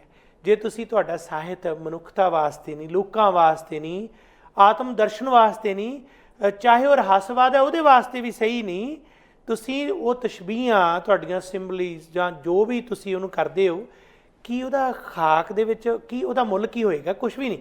ਜਦੋਂ ਤੁਸੀਂ ਸਮੇਂ ਦੇ ਹਾਣੀ ਬਣ ਕੇ ਲੋਕਾਂ ਦੀ ਗੱਲ ਨਹੀਂ ਕਰਦੇ ਤਾਂ ਫਿਰ ਇਹਦਾ ਮਤਲਬ ਤੁਸੀਂ ਲੋਕਾਂ ਦੇ ਪ੍ਰਤੀਨਿਧ ਹੋ ਹੀ ਨਹੀਂ ਸਕਦੇ। ਗੁਰਸ਼ਰਨ ਭਾਜੀ ਕਿੱਡੇ ਵਧੀਆ ਰੰਗਕਰਮੀ ਸੀਗੇ। ਦੇਖੋ ਉਹਨਾਂ ਦੀ ਇੱਕ ਮੈਨੂੰ ਗੱਲ ਅਜੇ ਵੀ ਯਾਦ ਹੈ, ਗੁਰਿੰਦਰ ਸਿੰਘ ਜੀ, ਮੈਨੂੰ ਉਹਨਾਂ ਨਾਲ ਬਹਿਣ ਦਾ ਕਈ ਵਾਰੀ ਮੈਨੂੰ ਮੌਕਾ ਮਿਲਿਆ ਜੀ। ਉਹ ਕਹਿੰਦੇ ਸੀ ਕਿ ਆਪਣੇ ਵਿਰਸੇ ਤੇ ਆਪਣੇ ਇਤਿਹਾਸ ਤੇ ਮਾਣ ਕਰੋ ਪਰ ਸਮੇਂ ਦੇ ਵੀ ਹਾਣੀ ਬਣੋ। ਹਾਂ, ਔਰ ਉਹਨਾਂ ਨੇ ਕੀਤਾ ਵੀ ਇਦਾਂ ਹੀ ਹੈ। ਉਹਨਾਂ ਨੇ ਜਿਹੜੇ ਨਾਟਕ ਸਿੱਖੀ ਤੋਂ ਸੇਧ ਲੈ ਕੇ ਖੇਡੇ ਜੀ, ਪਰ ਨਾਲ ਦੇ ਨਾਲ ਉਹਨਾਂ ਨੇ ਅਜੋਕੇ ਨੂੰ ਛੱਡਿਆ ਨਹੀਂ ਤੇ ਨਾਲ ਦੇ ਨਾਲ ਅੱਗੇ ਵਧੂ ਸੋਚ ਨੂੰ ਵੀ ਉਹ ਲਗਾਤਾਰ ਉਹਨਾਂ ਨੇ ਪਹਿਰਾ ਦਿੱਤਾ ਉਸ 'ਤੇ ਜੀ। ਸੋ ਇਹੋ ਜਿਹੇ ਲੋਕਾਂ ਦੀ ਲੋੜ ਆ ਜਿਹੜੇ ਇਸ ਗੱਲ ਨੂੰ ਸਮਝਦੇ ਆ ਬਿਲਕੁਲ ਕਿ ਲੋਕਾਂ ਦੀ ਨਬਜ਼ ਕਿੱਥੇ ਹੈ, ਲੋਕਾਂ ਦੀ ਤਕਲੀਫਾਂ ਕਿੱਥੇ ਨੇ। ਤੁਸੀਂ ਉਹਨਾਂ ਦੀ ਤਕਲੀਫਾਂ ਦਾ ਕੋਈ ਜੇ ਤਾਂ ਨਿਤਾਰਾ ਕਰ ਸਕਦੇ ਹੋ, ਕੋਈ ਕਿਸੇ ਪਾਸੇ ਲਾ ਸਕਦੇ ਹੋ, ਬੜੀ ਵਧੀਆ ਗੱਲ ਆ। ਜੇ ਨਹੀਂ ਲਾ ਸਕਦੇ, ਘੱਟੋ ਘੱਟ ਉਹਨਾਂ ਨੇ ਹੋਰ ਕੰਡੇ ਨਾ ਖਿਲਾਰੋ। ਬਿਲਕੁਲ ਸਹੀ ਹੈ। ਸੋ ਇਹ ਜਿਹੜੀਆਂ ਗੱਲਾਂ ਹੋ ਰਹੀਆਂ ਕਿ ਕਦੇ ਆਪਣਾ ਬੰਦਾ ਸਿੰਘ ਬਹਾਦਰ ਤੇ ਕਿੰਤੂ ਪਰੰਤੂ, ਕਦੇ ਮਹਾਰਾਜਾ ਰਣਜੀਤ ਸਿੰਘ ਤੇ ਕਿੰਤੂ ਪਰੰਤੂ, ਉਹ ਕਿੰਤੂ ਪਰੰਤੂ ਕਰਨਾ ਮੋਦੀ ਤੇ ਕਰੋ, ਕਿੰਤੂ ਪਰੰਤੂ ਕਰਨਾ ਤਾਂ ਹਿਟਲਰ ਦੇ ਕਰੋ, ਬਿਲਕੁਲ ਰਾਜੀਵ ਗਾਂਧੀ ਤੇ ਕਰੋ, ਬਿਲਕੁਲ ਇਹਨਾਂ ਜ਼ਾਲਮਾਂ ਦੇ ਕਰੋ ਜਿਹੜੇ ਅੱਜ ਦੇ ਸਮਿਆਂ ਦੇ। ਸੱਚਾਈ ਤੁਸੀਂ ਕਿਹਨਾਂ ਲੋਕਾਂ ਦੇ ਕਿੰਤੂ ਪਰੰਤੂ ਕਰ ਰਹੇ ਹੋ? ਦੱਸੋ, ਕੱਲ ਨੂੰ ਤੁਸੀਂ ਕਬੀਰ ਦੇ ਬੋਤਲੇ ਖੋਲ ਦੋਗੇ, ਦੱਸੋ, ਬਾਬੇ ਨਾਨਕ ਬਾਰੇ ਵੀ ਪੁੱਠਾ ਸਿੱਧਾ ਬੋਲਣ ਲੱਗ ਪਓਗੇ। ਕਮਾਲ ਦੀ ਗੱਲ ਹੋਗੀ ਤੁਹਾਡੇ ਬਾਰੇ। ਜਿਹੜੇ ਲੋਕਾਂ ਲਈ ਖੜੇ, ਲੋਕਾਂ ਨੂੰ ਸਰਮਾਇਆ ਦੇ ਗਏ, ਆਪਣੇ ਇੱਕ ਤੁਹਾਨੂੰ ਅੱਗੇ ਤੁਰਨ ਵਾਸਤੇ ਇੱਕ ਨਾ ਖੂਬਸੂਰਤ ਸੁਨੇਹਾ ਦੇ ਗਏ, ਆਪਣਾ ਮਾਰਗਦਰਸ਼ਨ ਕਰਕੇ ਗਏ, ਤੁਸੀਂ ਅੱਜ ਉਹਨਾਂ ਤੇ ਕਿੰਤੂ ਪਰੰਤੂ ਕਰੋਗੇ? ਤੁਹਾਨੂੰ ਹਜ਼ਰਤ ਮੁਹੰਮਦ ਲੱਭਿਆ ਖੇਡਣ ਵਾਸਤੇ। ਕਮਾਲ ਦੀ ਗੱਲ ਜੀ ਜੀ ਜੀ। ਸੋ ਇਹ ਲੋਕੀ ਸੋਚਣ ਕਿ ਵੀ ਇਹੋ ਜਿਹੀਆਂ ਲਿਖਤਾਂ ਦੇ ਵਿੱਚੋਂ ਤੁਸੀਂ ਕਿਹਦਾ ਫਾਇਦਾ ਕਰ ਰਹੇ ਹੋ, ਨੁਕਸਾਨ ਕਿਹਦਾ ਕਰ ਰਹੇ ਹੋ। ਜਦੋਂ ਏਡੀ ਆਫਤ ਆਈ ਹੋਵੇ, ਜਿਸ ਕਿਸਮ ਦਾ ਮਾਹੌਲ ਬਣਿਆ ਜੋ ਇਸ ਵੇਲੇ ਦੁਨੀਆ ਦੇ ਅੰਦਰ, ਖਾਸ ਤੌਰ 'ਤੇ ਅਸੀਂ ਜਦੋਂ ਭਾਰਤ ਦੀ ਗੱਲ ਕਰਦੇ ਹਾਂ ਤਾਂ ਮਾਹੌਲ ਜਿਹੜਾ ਹੈ ਪੂਰੀ ਤਰ੍ਹਾਂ ਇੱਕ ਫਾਸ਼ੀਵਾਦੀ ਦੌਰ ਜਿਹੜਾ ਕ੍ਰੀਏਟ ਕੀਤਾ ਜਾ ਰਿਹਾ, ਉਸ ਵੇਲੇ ਇਸ ਤਰ੍ਹਾਂ ਦੀਆਂ ਟਿੱਪਣੀਆਂ ਕਰਨੀਆਂ ਜਾਂ ਜਾਣ ਬੁੱਝ ਕੇ ਧਿਆਨ ਡਾਇਵਰਟ ਕਰਕੇ ਆਪਣੀ ਮਸ਼ਹੂਰੀ ਖੱਟਣੀ, ਇਹ ਬੜੀ ਸ਼ਰਮਨਾਕ ਗੱਲ ਹੈ। ਤੇ ਇਹ ਗੱਲ ਅਫਸੋਸਨਾਕ ਹੈ। ਇਹਨਾਂ ਦਿਨਾਂ 'ਚ ਇਹ ਵੀ ਗਲਤ ਹੈ, ਪੀੜਤ ਤਾਂ ਸਾਰੇ ਨੇ ਕਿ ਰੱਬ ਹੈ ਜਾਂ ਨਹੀਂ ਹੈ ਜੀ, ਇਹਦੇ ਤੇ ਬਹਿਸ ਕਰੋ, ਇਹਦੇ ਤੇ ਬਹਿਸ ਕਰੋ ਕਿ ਬਾਬਾ ਦੀਪ ਸਿੰਘ ਜੀ ਦਾ ਸੀਸ ਕੱਟਿਆ ਗਿਆ ਸੀ ਕਿ ਨਹੀਂ ਕੱਟਿਆ ਗਿਆ ਸੀ, ਇਹਦੇ ਤੇ ਬਹਿਸ ਕਰੋ ਕਿ ਬਚਿੱਤਰ ਸਿੰਘ ਦੀ ਨਾਗਣੀ ਜਿਹੜੀ ਹੈ ਸਿੱਧੀ ਵੱਜੀ ਸੀ ਕਿ ਨਹੀਂ ਵੱਜੀ ਸੀ। ਕਿਸ ਕਿਸਮ ਦੀ ਮੂਰਖਤਾ ਹੈ ਇਹ? ਕੋਈ ਤੁਕਬੰਦੀ ਨਹੀਂ ਹੈ ਜਾਂ ਇਹ ਸਮੇਂ ਦੀ ਜਿਹੜੀ ਹੈ ਸੋਚ, ਇਹ ਬਿਲਕੁਲ ਹਾਣੀ ਨਹੀਂ ਹੋਇਆ ਜਾ ਸਕਦਾ ਹੈ।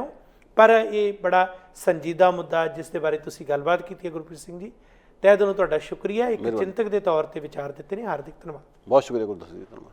ਸੋ ਅਖੀਰ ਦੇ ਵਿੱਚ ਕਿ ਸਿਆਣਪ ਇਹ ਹੁੰਦੀ ਹੈ ਕਿ ਵਕਤ ਦੀ ਆਵਾਜ਼ ਬਣੋ।